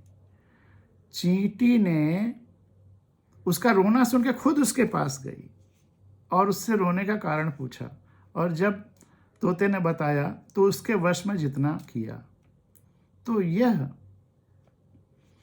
संवेदना की भी निशानी है और उसके दिल की पवित्रता की, या दूसरे के मदद करने की, या होलिस्टिक थिंकिंग की। और आज जहाँ धरती पर जाति और धर्म की बात हो रही है, सब लोग केवल अपनी जात या अपने धर्म या अपने देश के बारे में ही सोच रहे हैं। चींटी ने जिसकी मदद की वो उसकी जाति धर्म का नहीं था, वो दूसरे प्रजाति का था। चींटी किसी दूसरे चींटी की मदद करती तो कहानी में वो बात ही नहीं आती। कहानी में बात यह है कि वो तोते की मदद कर रही है जो उसकी जाति का धर्म का नहीं है। यह होती है सच्ची समझ, सच्ची संवेदना। और ये कहानी जिस समय की है, आज तो स्थितियां उससे भी ज़्यादा भयावह हैं। आप पूछेंगे कैसे? चींटी बड़े आराम से राजा के पास पहुंच गई और उससे अपनी बात कह डाली। आज लोकतंत्र है ज़्यादातर देशों में, राजा वजह तो कब के ख़त्म हो गए, लेकिन क्या एक आम आदमी बड़ी कुर्सियों पर बैठा हुआ के पास पहुंच सकता है बेरोक टोक? सचिवालय में आप नहीं जा सकते हैं, पास नहीं बनेगा आपका। ये सब क्या है? इसके लिए जब संविधान और लोकतंत्र वाली चर्चा करेंगे तो और विस्तार से चर्चा करेंगे, क्योंकि स्थितियां भयावह इसीलिए हैं कि लोग संविधान नहीं जानते। जिस दिन लोग संविधान जान लेंगे, वो जान लेंगे कि वो मालिक हैं, तो फिर स्थितियां बदल जाएंगी, फिर वो सेवक चुनने लगेंगे। आज यही जो हमारे चुने हुए प्रतिनिधि हैं, वह अपने को राजा घोषित कर देते हैं, बिना भले ही संविधान में नहीं लिखा हुआ, और जनता को प्रजा कह देते हैं, और इस तंत्र को प्रजातंत्र कह देते हैं, जबकि यह लोकतंत्र है। खैर, तो यह चींटी वाली कहानी बहुत महत्वपूर्ण है। हमें भी अगर शक्तिशाली बनना है तो संवेदना रखना होगा। जितनी हमारी बड़ी संवेदना होगी उतनी ही बड़ी हमारी शक्ति होगी। जीवन में हम अगर सबके बारे में सोचेंगे तो अनायास सब हमारे बारे में सोचेंगे, और समाज, प्रकृति, ब्रह्मांड सब हमारे बारे में सोचेंगे, हमारे हित के बारे में सोचेंगे। ये पूरा सृष्टि एक बहुत बड़ा मिरर है। हम जैसा करते हैं वैसा ही हमारे साथ होता है। हमने अगर एक्स की भलाई की तो कोई ज़रूरी नहीं कि एक्स हमारी भलाई करे, लेकिन कहीं ना कहीं कोई वाई जेड हमारी भलाई करता रहेगा, सोचता रहेगा। तो इसलिए संवेदना और सबकी भलाई अगर हम सोचेंगे तो सफलता का यह एक सीक्रेट फार्मूला है जो ज़रूर होगा। और दूसरा मैंने बताया ही अभी, डायरी राइटिंग। डायरी में आप अपने प्रोग्राम्स भी लिखिए, सक्सेसेस भी लिखिए, कमजोरियां भी लिखिए, और प्लानिंग करिए कि इस तरह से पढ़ना है। रिसोर्सेज कहाँ से डिराइव किए जा सकते हैं वो भी आप उसमें डिस्कस कर सकते हैं। पूछिए, पूछने में कोई संकोच मत करिए। कल मैंने अपना नंबर भी दिया था, आज भी मैं आप लोगों को कहूँगा जो उनके पास हमारे नंबर है, नोट कर लीजिए। कभी भी किसी समय, सोने का समय छोड़ करके, आप मुझसे फ़ोन कर सकते हैं, पूछ सकते हैं। अगर मुझे रेडीली मेरे पास अवेलेबल नहीं होगा आंसर, तो मैं पूछ करके दूसरों से बताऊंगा। जैसे लोगों से पूछ करके अरुण शर्मा की किताब का बताया आपको, तो मेरा नंबर भी नोट कर लीजिए, 94150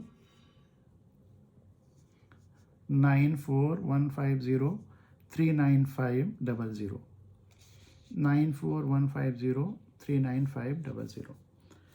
सर 1 मिनट सर, दोबारा रिपीट कर दीजिए सर। 94150 395 00 94150 395 00। और कल हमने एक चीज़ ये भी बताई थी कि चाहे आप कैट की तैयारी कर रहे हों, चाहे सिविल सर्विसेज में जाएं, उसकी तैयारी करें, अगर आपके पास रिसोर्सेज नहीं हैं तो चिंता करने की बात नहीं है। आप ये मत सोचिए कि जो कोचिंग पढ़ता है वही सक्सेसफुल होता है या उसे कोई इंटरव्यू में ज़्यादा नंबर मिलता है।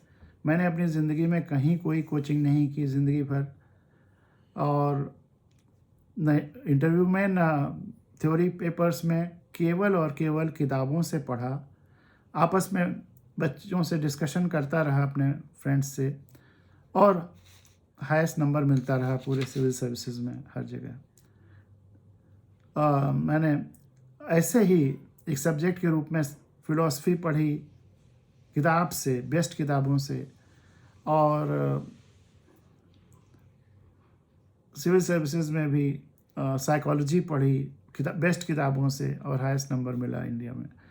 तो किताब और इंटरव्यू के लिए तो कोचिंग अक्सर घातक हो जाते हैं। कई इंटरव्यू कमीशंस के बोर्ड्स में भी रहा, जो कोचिंग करके आते हैं उनके जो आंसर्स होते हैं सबके एक जैसे होने लगते हैं, रटे रटाए आंसर्स।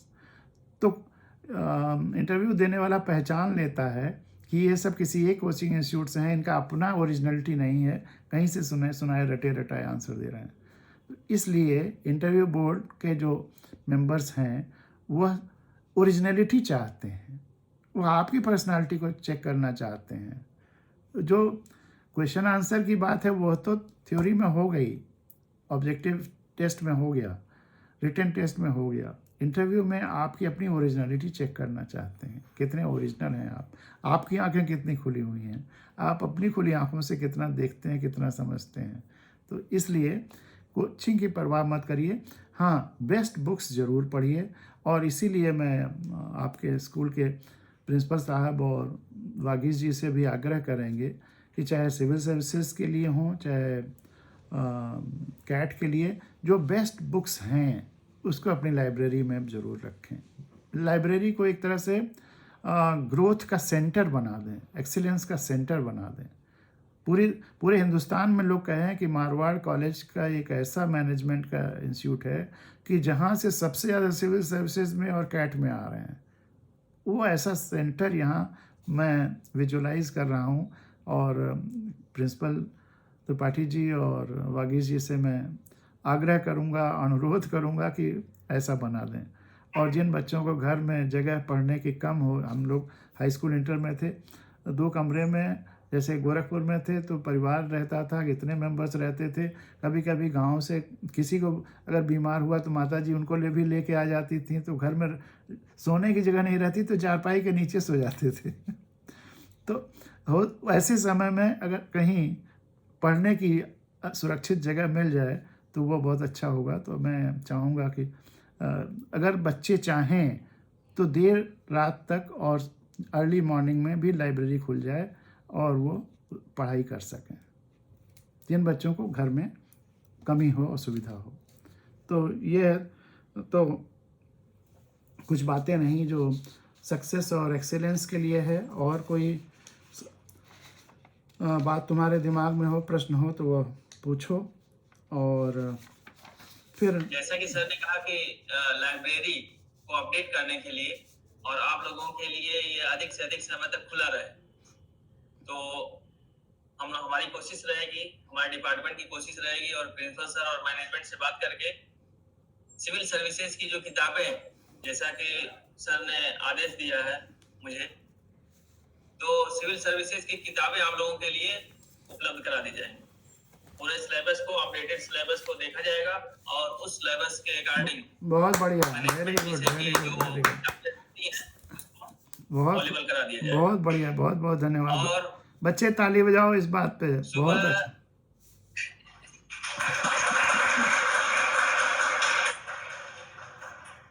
और सर ने जो दूसरा आदेश दिया है कि वाचनालय यानी कि जो लाइब्रेरी में बैठ करके पढ़ने की व्यवस्था है, जो 10 बजे से लेकर के 4 बजे तक खुला रहता है, कोशिश होगी कि ये सुबह 8 बजे से ही खुल जाए और शाम के 5 बजे तक खुला रहे। और इसके पहले भी खुला रहे इसकी कोशिश की जाएगी, लेकिन अभी फिलहाल के लिए सुबह 8 बजे से लेकर के शाम को 5 बजे तक इसको बढ़ा करके कोशिश रहेगी कि इतना पहले किया जाए, फिर बाद में को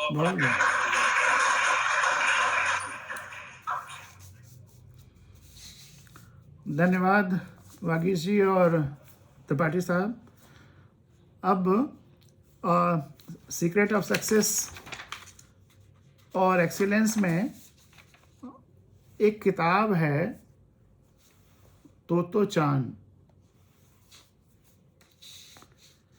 इसकी भी मैंने कल भी चर्चा की थी, और शिक्षा के क्षेत्र में तो इससे अच्छी कोई किताब ही नहीं है। शिक्षा के और जीवन के क्षेत्र में इससे अच्छी कोई किताब नहीं है दुनिया में। ये जापान की किताब है तोतो चान। एक तुम जैसी छात्राओं में से किसी एक लड़की ने अपने टीचर की बायोग्राफी लिखी है, जीवन चरित्र लिखा है। और वो टीचर कैसा है? सारे डिस्कार्डेड समाज के बच्चों को पढ़ाता है, जो समाज में बिल्कुल बाहर कर दिए गए हैं मेन स्ट्रीम से, कि विकलांग हैं, बहुत गरीब हैं, जिनके माता पिता स्कूलों में दाखिला नहीं करा पाते, या जो बच्चे स्कूल के एडमिशन टेस्ट में फेल हो जाते हैं, या जो बच्चे दूसरे स्कूलों से निकाल दिए जाते हैं अपने शैतानियों की वजह से या ख़राब ग्रेड्स की वजह से। ऐसी ही एक बच्ची जो दूसरे स्कूल में शैतानी की वजह से निकाल दी गई थी, जब उसका और कहीं एडमिशन नहीं हुआ तो उस स्कूल में उसके पिता ने उसको भेज दिया। या जो बच्चे विकलांग हैं, ऐसे सारे रिजेक्टेड बच्चों को लेके वो टीचर पढ़ाता है। उसके पास कोई ज़्यादा संसाधन भी नहीं है। तुम लोग तो इतने लकी हो, इतने अच्छे संसाधन के बीच में पढ़ रहे हो। लेकिन ये रिकॉर्डेड हिस्ट्री है कि उस स्कूल से निकले हुए सब के सब बच्चे टॉप मोस्ट पोजिशंस पर पहुंचते हैं जापान के। कोई बच्चा कमतर नहीं रहता, नीचे नहीं रहता, सब टॉप मोस्ट पोजिशंस पर पहुंचते हैं। जो राइटर है वो खुद कैलिफोर्निया में है, और मैं उससे मिलना चाह रहा था, लेकिन पिछली बार मिल नहीं पाया जब मैं गया। तो वो किताब मैंने 40-50 हज़ार किताबें 84-85 से जहाँ मुझे मिलती थी, पहले पायरेटेड मिलती थी, फिर वो हिंदी में, इंग्लिश में, फिर नेशनल बुक ट्रस्ट ने छापनी शुरू की, अब तो दुनिया की हर भाषा में है।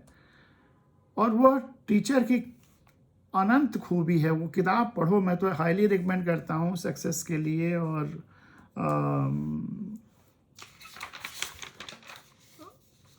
एक्सीलेंस के लिए। वो किताब ज़बरदस्त है, उसके एक एक सूत्र उसमें भरे हुए हैं।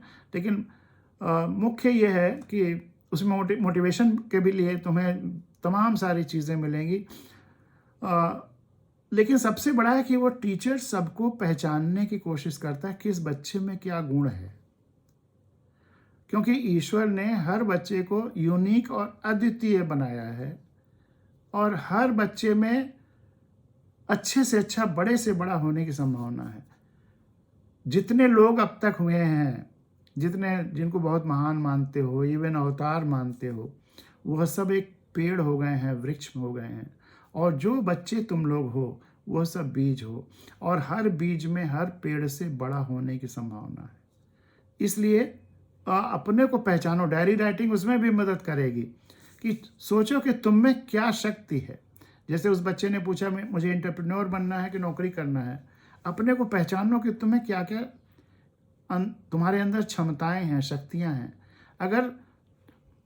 और ज़्यादातर अगर तुम्हारी पढ़ाई भी, अगर तुम्हारा इंटरेस्ट किसी और सब्जेक्ट में है और तुमको ज़बरदस्ती दूसरा सब्जेक्ट पढ़ाया जाएगा तो तुम्हारा परफॉर्मेंस कम होगा। लेकिन जो तुम्हारा अंदर से सब्जेक्ट है, और वो इसीलिए आजकल इसकी भी बात होती है, साइकोलॉजिकल टेस्टिंग करके और फिर उसके बाद उस दिशा में बच्चे को ले जाए। वह टीचर हर बच्चे के गुण को, क्षमताओं को पहचानता था और उस दिशा में ले जाने की कोशिश करता था। एक तो यही था। विकलांगों के लिए ऐसे ऐसे गेम्स डिज़ाइन करता था कि जिसमें वो विकलांग ही जीत सकता था, नॉर्मल बच्चे नहीं जीत सकते थे। वो इसलिए कि कहीं उस बच्चे में ये फीलिंग ना आ जाए कि हमको जिताने के लिए मतलब ऐसे उनका अलग अगर खेल कर दिया जाए तो उसमें ये आ सकता था कि हम विकलांग हैं, हमारे लिए अलग खेल में हमको कर रहे हैं। तो उसी खेल में जिसमें सारे लोग शामिल होंगे, ऐसे रूल्स बनाता था कि उसमें विकलांग वाला भी जीत सके।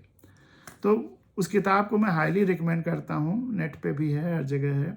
उससे भी तुमको सक्सेस और एक्सीलेंस का काफ़ी गाइडेंस मिलेगा। लेकिन अपने को पहचानने की कोशिश ज़रूर करो जो तुम्हारा इंटरनल क्वालिटी अद्वितीयता है, विलक्षणता है, यूनिकनेस है, उसको पहचान के उस दिशा में जाओगे तो ज़बरदस्त सक्सेस मिलेगी। अब अगले 15-20 मिनट में वो गांधारी कविता और संविधान के बारे में 2-3 बातें बस, और वो उसके संदर्भ में कि विन विन विन। इसमें पहला विन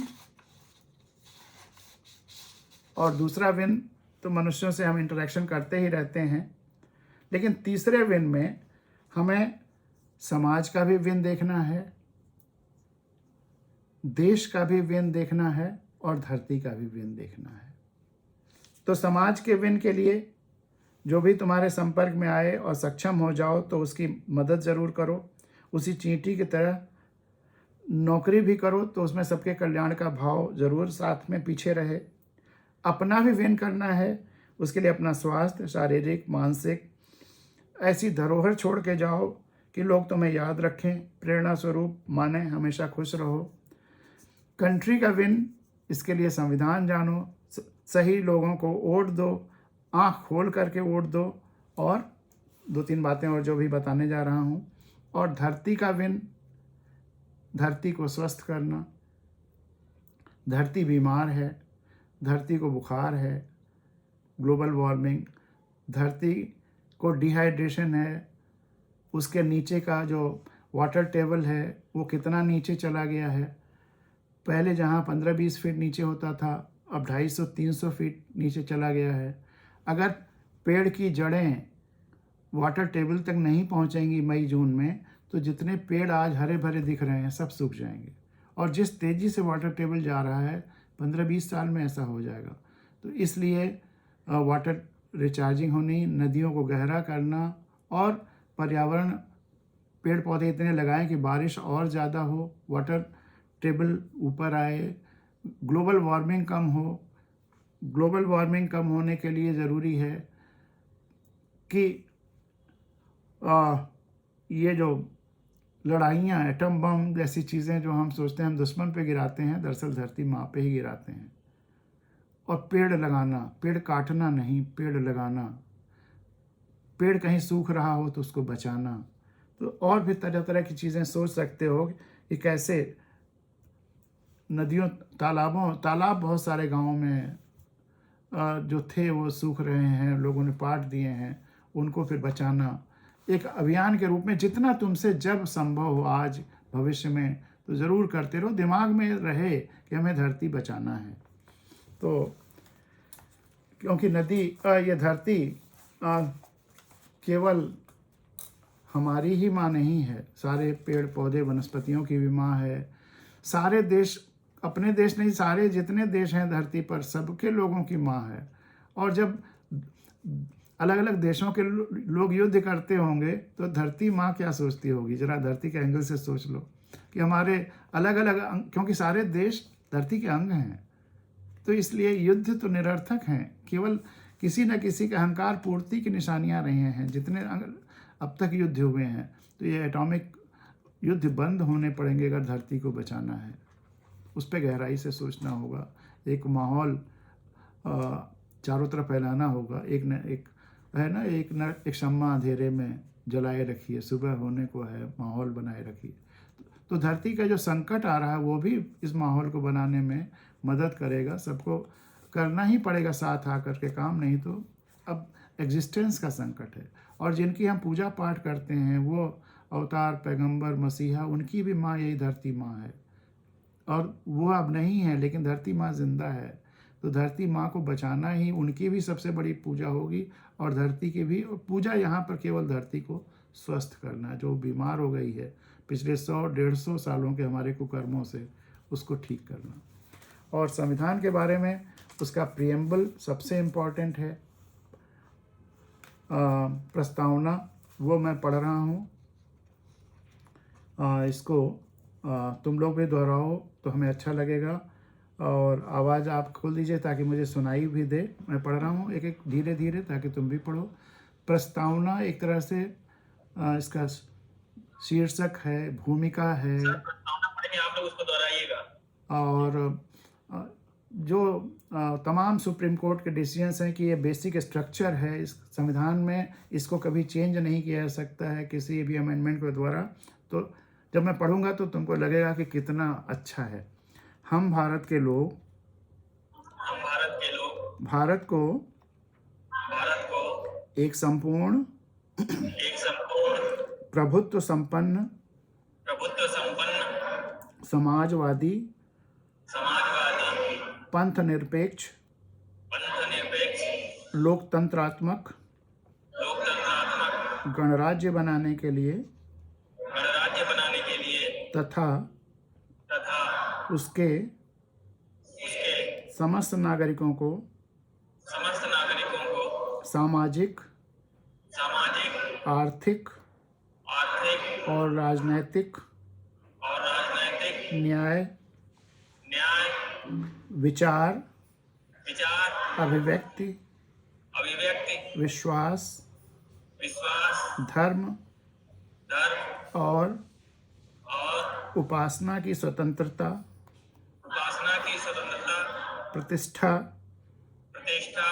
और अवसर की समता प्राप्त कराने के लिए तथा उन सब में व्यक्ति की गरिमा और राष्ट्र की एकता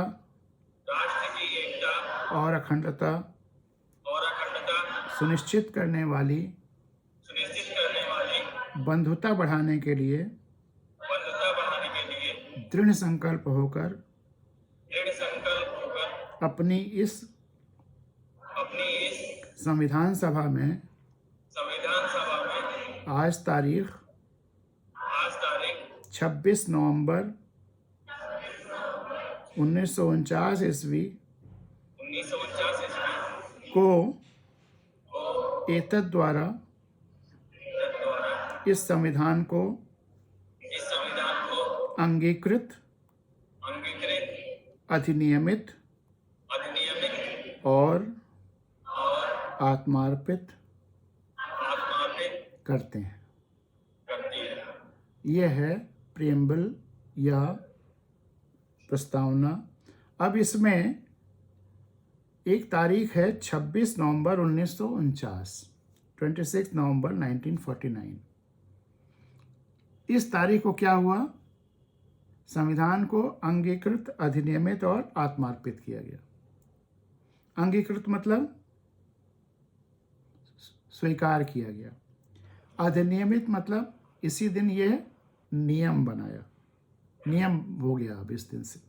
और आत्मार्पित मतलब खुद से खुद को अर्पण।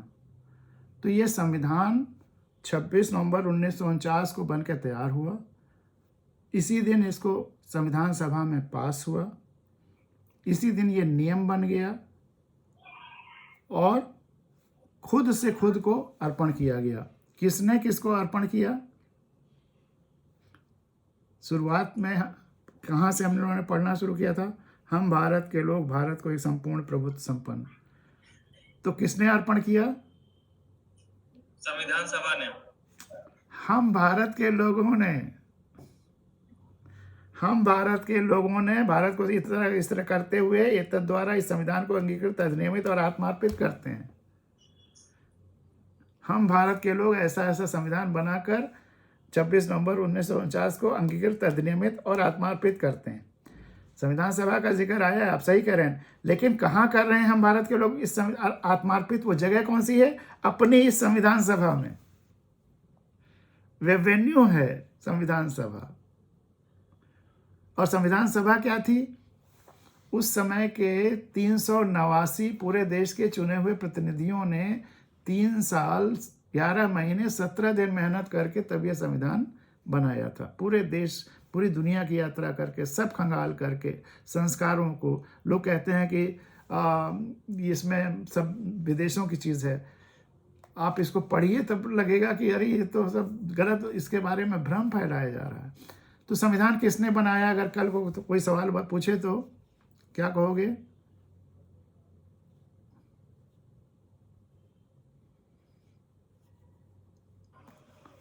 B.R. अम्बेडकर सब लोगों ने कहा। नहीं नहीं, हम भारत के लोगों ने बनाया है। हम भारत के लोगों ने बनाया। हम, और संविधान सभा में पास हुआ है।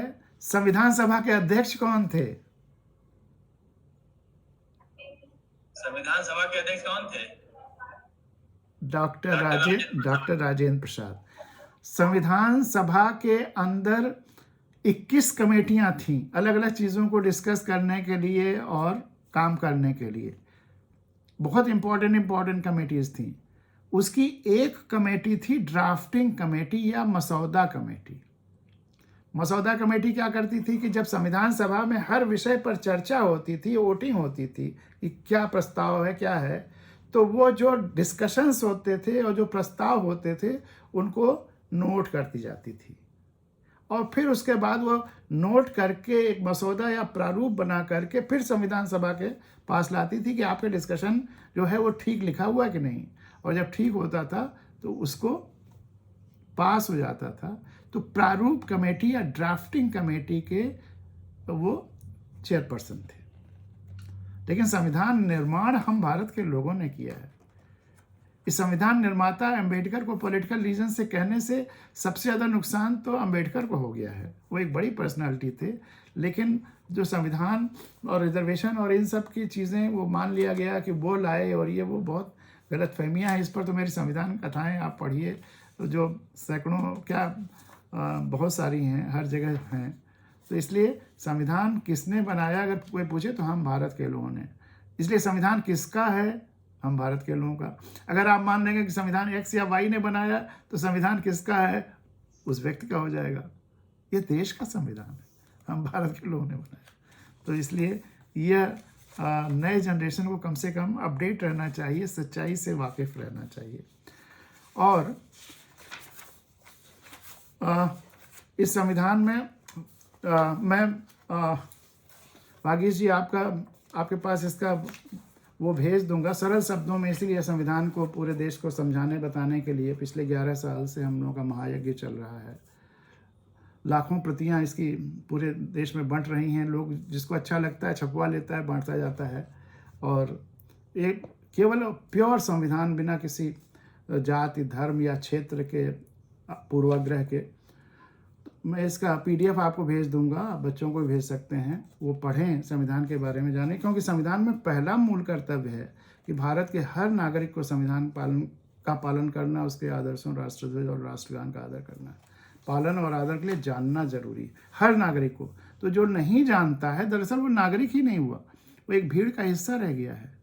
तो हमें पहले तो भीड़ के हिस्सा से नागरिक बनना है। और 2 फंडामेंटल ड्यूटीज़ हैं अपने संविधान में, एक नागरिकों के लिए और एक व्यवस्थाओं के लिए। जितने केंद्र सरकार या राज्य सरकारें हैं, सबको कैसे काम करना है वह भी एक चैप्टर है। Directive principle of state policy, राज्यों के नीति निर्देशक तत्व, किस तरह से सरकारों को काम करना चाहिए। और हमको वोट देते समय सबसे पहले तो यही देखना चाहिए कि सरकारें जो नीति निर्देशक तत्वों में लिखा हुआ उसके हिसाब से काम करती हैं या नहीं। क्योंकि उसमें लिखा हुआ है कि गरीबों का कल्याण, कोई क्षेत्र बहुत पिछड़ा हुआ है उसका कल्याण, बच्चों की अच्छी शिक्षा, बच्चियों की अच्छी शिक्षा, बहुत सारी चीज़ें। और कंसंट्रेशन ऑफ वेल्थ नहीं होना चाहिए कि कुछ हाथों में सारे संसाधन देश के चले जाएं, जबकि पिछले आज़ादी के बाद से लगातार कंसंट्रेशन ऑफ वेल्थ कुछ हाथों में बढ़ता चला जा रहा है। तो इसलिए कि अभी संविधान लोगों तक गया ही नहीं, जन जन तक गया ही नहीं। 1700-1800 से ज़्यादा संविधान कथाएं हम लोगों ने जा के गाँव शहर में की, स्कूलों में। पहला सवाल पूछता हूँ कि आप में से कितनों ने संविधान पढ़ा है? बहुत मुश्किल से कुछ लोग मिलते हैं, जबकि हर व्यक्ति को संविधान जानना चाहिए। तो इसलिए हम लोग की ये वो दूसरी मुहिम है, एक तरह से क्रांति, दूसरी आज़ादी की लड़ाई हम लोग उसमें कर रहे हैं कि सबको संविधान बताने का। अब संविधान में जो फंडामेंटल ड्यूटीज़ हमारे लिए, हम व्यक्तियों के लिए हैं, 2, 3, 4 डिस्कस करके और फिर दधीच कविता सुना के आज की बातचीत हमारी तरफ से समाप्त होगी। आपके कुछ प्रश्न होंगे तो चर्चा हो सकती है। तो जैसा कि मैंने कहा कि पहला मूल कर्तव्य है कि संविधान का पालन करे और उसके आदर्शों, संस्थाओं, राष्ट्रध्वज और राष्ट्रगान का आदर करे। दूसरा, भारत की संप्रभुता, एकता और अखंडता की रक्षा करे और उसे अक्षुण्ण रखे। तीसरा, भारत के सभी लोगों में समरसता और समान भ्रातृत्व की भावना का निर्माण करे, जो धर्म, भाषा और प्रदेश या वर्ग पर आधारित सभी भेदभाव से परे हो। ऐसी प्रथाओं का त्याग करे जो स्त्रियों के सम्मान के विरुद्ध है। ऐसी प्रथाओं का त्याग करे जो स्त्रियों के सम्मान के विरुद्ध है। हमारी सामासिक संस्कृति की गौरवशाली परंपरा का महत्व समझे और उसका परिरक्षण करे। गौरवशाली परंपरा, अपनी जो संस्कृति क्या है उसकी तो रक्षा करे, लेकिन साथ में अगला है वैज्ञानिक दृष्टिकोण, मानववाद और ज्ञानार्जन तथा सुधार की भावना का विकास करे। वैज्ञानिक दृष्टिकोण मतलब सच की तलाश, अंधविश्वासों से दूर। तो जो अंधविश्वास फैले हुए हैं उनको दूर भी करना है। अगला, प्राकृतिक पर्यावरण की, जिसके अंतर्गत वन, झील, नदी और वन्य जीव हैं, रक्षा करे, उनका संवर्धन करे तथा प्राणी मात्र के प्रति दया भाव रखे। और एक ये बहुत इंपॉर्टेंट है, व्यक्तिगत और सामूहिक गतिविधियों के सभी क्षेत्रों में उत्कर्ष की ओर, एक्सीलेंस की ओर, जो इस एक्सीलेंस की बात हम लोग कर रहे थे, सक्सेस और एक्सीलेंस, वही संविधान में फंडामेंटल ड्यूटी है कि हमें इस तरह से रहना है कि हम एक्सेल करें, और एक्सेल करें केवल इंडिविजुअल एक्टिविटी में ही नहीं, ग्रुप एक्टिविटी में भी सक्सेस और एक्सीलेंस करें। व्यक्तिगत और सामूहिक गतिविधियों के सभी क्षेत्रों में उत्कर्ष की ओर बढ़ने का सतत प्रयास करें, कंटिन्यूअस, जिससे राष्ट्र निरंतर बढ़ते हुए प्रयत्न और उपलब्धियों की नई ऊंचाइयों को छूए। तो इसके साथ संविधान की बातचीत तो यहाँ समाप्त होती है।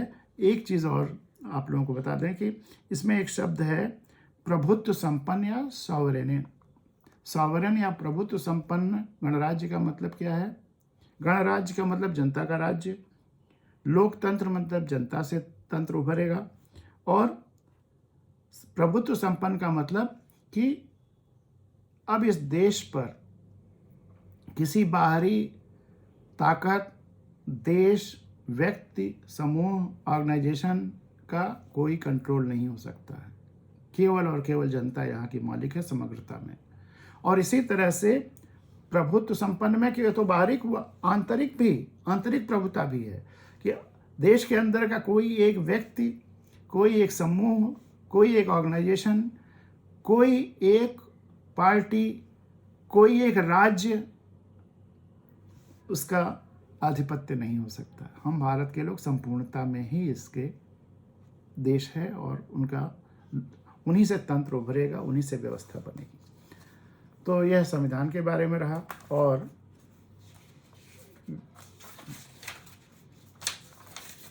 गांधारी कविता आपके सामने रख करके आज की बात समाप्त करेंगे।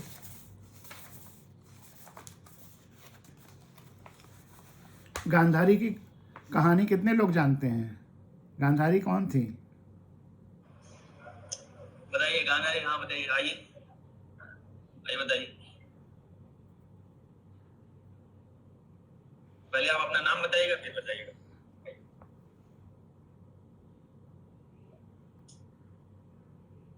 प्रणाम सर। नमस्ते। मेरा नाम श्वेता कश्यप है। Thank you. गांधारी जो थी वो कौरवों की माँ थी। और कोई विशेषता उनकी? और उन्होंने ये प्रण लिया था कि जब तक, मतलब पूरी स्टोरी मुझे नहीं पता है, पर क्योंकि उनके हस्बैंड नहीं देख सकते थे इसलिए उन्होंने पट्टी बांध रखी थी। गुड। इतना ही मैं जानना चाहता था कि इतना तो जानते हो ना तुम लोग। फिर इसी के बाद कहानी या कविता आगे बढ़ती। Thank you. वो उनके पति जन्म से अंधे थे, धृतराष्ट्र, इसलिए उन्होंने आंखों पर पट्टी बांध ली थी कि पति अगर अंधा है तो हम उससे ज़्यादा कैसे देखें। अब थैंक यू, चलो बैठो अपनी जगह पे। धन्यवाद सर। अब एक सवाल मैं तुम लोगों से पूछता हूँ कि क्या गांधारी का आंखों पर पट्टी बांध लेना उचित था? क्या गांधारी का आंखों पर पट्टी बांध लेना उचित था? उचित था? बताइए। दोनों तरह का, एक ने कहा यस सर बांध लेना उचित था, और एक कह रहा नहीं उचित नहीं था। ठीक है, अब इस पे हम कारण पे चर्चा नहीं करेंगे, कहानी सुनाएंगे, उसके बाद फिर एक बार राय लेंगे कि क्या उचित था कि नहीं। सुनो, गांधारी, तुमने अपनी आंखों पर स्वयं पट्टियां बांध ली, लेकिन पतिव्रत धर्म निभाने के लिए। लेकिन असली पतिव्रत धर्म तो होता कि तुम अपने पति से कहती, अब मेरी आंखें तुम्हारी भी आंखें बनेंगी। असली पतिव्रत धर्म तो होता कि तुम अपने पति से कहती, अब मेरी आंखें तुम्हारी भी आंखें बनेंगी। वे लगातार तुम्हारी देखभाल में, रक्षा में, सेवा में लगेंगी दुगनी शक्ति से, और साथ में देख लेंगी राजपाट भी। लेकिन अच्छा धर्म, अच्छा रास्ता दिखाया, सिखाया, बताया तुमने। तुम्हारी माँ ने तो पितृव्रत धर्म निभाने के लिए अंधे पिता के पुत्रों को भी आंखों पर पट्टियां बांध लेनी चाहिए। अंधे पिता के पुत्रों को भी आंखों पर पट्टियां बांध लेनी चाहिए। राज्य धर्म निभाने के लिए अंधे राजा की प्रजा को भी अपनी आंखों पर पट्टियां बांध लेनी चाहिए कि प्रजा राजा से कैसे देखे या पुत्र पिता से ज़्यादा कैसे देखे। अच्छा, चलो मान भी लें कि अति भावुकता में तुमने बांध ही ली आंखों पर पट्टियां कि तुम अपने पति से अधिक कैसे देखती, पति के अहंकार को, श्रेष्ठता के एहसास को ठेस नहीं पहुंचाना चाहती थी। लेकिन फिर यह झूठा भ्रम और प्रचार कि पट्टी बांधे बांधे तुम्हारी आंखों में इतनी शक्ति आ गई है कि तुम जिसे भी देखोगी वह फौलाद का हो जाएगा, इसे क्या कहेंगे? कोई कुछ भी कहता, जमाना कुछ भी कहता, एक माँ होकर भी तुम्हें यह विश्वास कैसे हो गया कि तुम्हारी आंखों में उस माँ की वेवल आंखों से अधिक शक्ति आ गई, जो लगातार अपने बच्चे को स्नेहिल भोली आंखों से निरखती रहती है, दुलारती रहती है और अपने कर्तव्यों का पालन करती रहती है, उसका देखभाल करती रहती है। तुम्हारा इस दुष्प्रचार में विश्वास कि कर्तव्य पालन की तुलना में कर्तव्य न करने से, कर्तव्यहीनता से अधिक शक्ति आ जाती है, यह भविष्य में कितना नुकसानदेह हुआ है, घातक हुआ है, तुम सोच भी नहीं सकती। इसीलिए मैंने कहा सबसे बड़ा गुण है आंखों का खुला होना। तुम्हारी देखा देखी आज भी अनगिनत लोग अपनी अपनी आंखों पर तरह तरह की पट्टियां बांधे बैठे हैं। अंधविश्वासों की पट्टी, नाम और विशेषणों की पट्टी, दुराग्रहों पूर्वाग्रहों की पट्टी, भीड़ और समुदाय की पट्टी, लोभ और विज्ञापनों की पट्टी, इस भ्रम में कि फर्ज और धर्म भी निभ रहा है और लगातार शक्ति भी अर्जित होती जा रही है। भला ऐसा संभव है? सामान्य प्राकृतिक नियम है कि जिस भी अंग का प्रयोग नहीं किया जाता, धीरे धीरे उसकी शक्ति क्षीण ही होती जाती है। तुम्हारी आंखों की शक्ति भी तो क्षीण ही हुई, कमजोर ही हुई रोज़ बरोज़। वह तो भला हो कृष्ण का कि उन्होंने तुम्हारे भ्रम की लाज रख ली, अन्यथा यदि वे दुर्योधन को लंगोट न पहनाते और तुम देखती अपने पुत्र दुर्योधन का संपूर्ण निर्वस्त्र शरीर और फिर भी उसका शरीर वैसे ही विखंडित हो जाता युद्ध में, जो कि होना ही था, तो फिर तुम्हारी पट्टी कथा को कब का विराम लग गया होता। रही बात पतिव्रत धर्म की, तो आंखों पर पट्टियां बांधकर तुमने आजीवन पतिव्रत धर्म निभाया। आंखों पर पट्टियां बांधकर तुमने आजीवन पतिव्रत धर्म निभाया, खूब पुण्य कमाया, लेकिन क्या मिला तुम्हें? इसने पुण्य का क्या प्रताप प्रभाव रहा? तुम्हारा परिवार, पति, पुत्र, परिजन, क्या कोई सुखी हुए? इतने पुण्य का क्या प्रताप प्रभाव रहा? तुम्हारा परिवार, पति, पुत्र, परिजन, क्या कोई सुखी हुए? फिर ऐसे व्रत, ऐसे पुण्यार्जन का लाभ, क्या फायदा? आंखों पर पट्टियां बांधने से पतिव्रत धर्म शायद निभ ही गया हो, लेकिन क्या इससे पुत्रों प्रपौत्रों के पालन पोषण में, पुत्र धर्म निभाने में बाधा नहीं आई? राजधर्म निभाने में बाधा नहीं आई? प्रकृति धर्म निभाने में बाधा नहीं आई? क्या पुत्र धर्म, राजधर्म, प्रकृति धर्म पतिव्रत धर्म का हिस्सा नहीं है? क्या धर्म को टुकड़ों टुकड़ों में बांटा जा सकता है? काश तुम विराट अविभाज्य धर्म का मर्म समझ पाती। वैसे सारा धर्म निभाने का जिम्मा क्या तुम्हारा ही था? धृतराष्ट्र क्या तुम्हारा ही था? क्या धृतराष्ट्र का कोई धर्म नहीं था? धृतराष्ट्र को भी तो पत्नी व्रत धर्म निभाने के लिए, पुत्र धर्म, राजधर्म, प्रकृति धर्म निभाने के लिए आदेश देना चाहिए था तुम्हें कि तुम अपने आँखों की पट्टियाँ खोल दो, कि तुम अपने आँखों की पट्टियाँ खोल दो। और यह आँखों पर पट्टी बांधना बहुत ही खतरनाक है। सबसे बड़ा वैदिक मंत्र अगर कोई है तो 2 ही 3 हैं जो शाश्वत सत्य या सनातन है, बाकी सब तो ऐसे ही चल रहा है सब। वसुधैव कुटुंबकम, सर्वे भवन्तु सुखिनः, सर्वे सन्तु निरामयाः, सर्वे माँ कश्चित् दुःखभाग् भवेत् वाला वो मंत्र। और तत्त्वमसि, जो ब्रह्मांड में है, जो ब्रह्म में है वही सब में है, अहम ब्रह्मास्मि या तत्त्वमसि। और एक बहुत बहुत ही शक्तिशाली मंत्र है, इसे तमाम जर्मन फिलोसफर्स ने नंबर 1 पर रखा है वर्ल्ड के इस स्टेटमेंट को।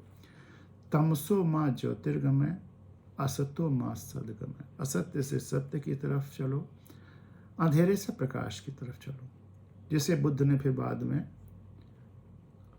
अपदीपो भव कह दिया। तमसो माँ ज्योतिर्गमय, अंधेरे से प्रकाश की तरफ जाओ। यह सबसे बड़ी संस्कृति है, सबसे बड़ा धर्म है, वैदिक संस्कृति का भी मूल है। तमसो माँ ज्योतिर्गमय, अंधेरे से प्रकाश की तरफ। लेकिन हम अगर अंधेरे से प्रकाश की तरफ आए और आंख बंद करके आए या आंख पे पट्टी बांध करके आए, तो क्या यह यात्रा हुई अंधेरे से प्रकाश की तरफ? क्या यह सफल यात्रा रही?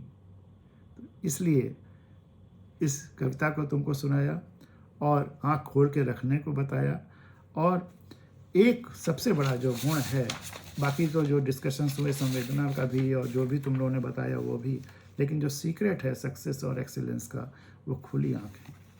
किसी किताब में कुछ भी लिखा हो, कोई महान से महान व्यक्ति कुछ भी कहे, लेकिन तुम्हारी अगर खुली आँखें कुछ और कहती हैं तो अपनी आँखों पर विश्वास करना, किसी किताब पर नहीं, किसी व्यक्ति पर नहीं।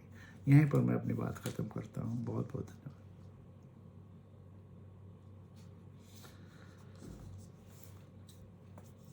वागीश जी, तो अब आप लोगों के क्या प्रोग्राम है? जी सर, आपने इतना हम सब लोगों को समय दिया और इतना सब कुछ बताया, कई मौलिक सिद्धांत भी बताए। हम लोग पूरे तहे दिल से आपके जो है आभारी हैं। धन्यवाद। और भविष्य में जब भी कोई और प्रोग्राम बनेगा या ऑफलाइन आने का प्रोग्राम बनेगा, तो मैं पूरे विभाग की तरफ से, सभी बच्चों की तरफ से आपसे आग्रह करता हूं कि जो है आप अपना बहुमूल्य समय में से कुछ समय हमें दीजिएगा। और हमें विश्वास है कि हम लोगों को ये सौभाग्य प्राप्त होगा। आपने बच्चों, आप देखिए कि सर के जो सिद्धांत हैं वो कितने मौलिक हैं। उन्होंने जो विन विन विन प्रिंसिपल जो है उनकी स्वयं की रचना है। विन विन प्रिंसिपल जो मैनेजमेंट में बताया जाता है, जो मोस्ट पॉपुलर है, हमारे सिलेबस का हिस्सा है, लेकिन वो किस तरह से अधूरा है, इनकम्प्लीट है। सर ने उसको किस तरह से कंप्लीट किया। तो इतने बड़े विद्वान से हम लोगों को हमारे साथ जुड़े, ज्वाइन हुए, हम लोगों को उनको सुनने, उनके विचारों को समझने का मौका मिला। तो जब आप लोग देखेंगे किस तरह से क्रिएटिविटी होती है, रचना किस तरह से होती है, तो ये आप लोगों में फ्यूचर में जाकर के बहुत ही जो है अच्छा एक आप लोगों को आगे ले जाने के लिए एक चीज मैं पूछ लूं भाई, अब बच्चे क्या सोचते हैं कि गांधारी ने एक पट्टी बांध के अच्छा किया था कि नहीं अच्छा किया? बच्चे अब क्या राय है कविता सुनने के बाद? अधिकतर कह रहे हैं सर अच्छा नहीं किया था। ठीक है, थैंक यू। तो अब वोट ऑफ थैंक्स के लिए मैं व्यवसाय प्रशासन विभाग की असिस्टेंट प्रोफेसर सुश्री श्रेया जायसवाल को बुलाता हूँ कि vote of thanks.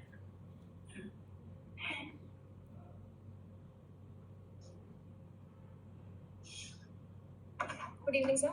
Good evening. Good evening, everyone. It's my privilege to extend a heartfelt vote of thanks on behalf of Department of Business Administration, Marwar Business School, for all those who have contributed for making this session successful. First and foremost, I would like to thank you, sir, Shri Girish Pandey, sir, for taking a valuable time and giving us so much knowledge. We are so much thankful for you, sir. Thank you so much. Thank you. I also extend my thanks to the management committee who has given this opportunity, and Principal Sir Dr. Santosh Kumar Tripathi sir. Without him, this will be not possible at all. In this sequence, I would like to thank my co-colleague Vagish sir, Dr. Afan Ansari sir, and all the faculty members. A special thanks to all the children also, all the volunteers and the participants who has given their valuable time and made this event a successful one. And at last, thank you everyone for making this event so successful and a good one. And we will be making this a huge change in our life so that we can get everything what we have learned from you, sir. Thank you so much and have a great day ahead. Thanks, sir. Thank you. Thank you.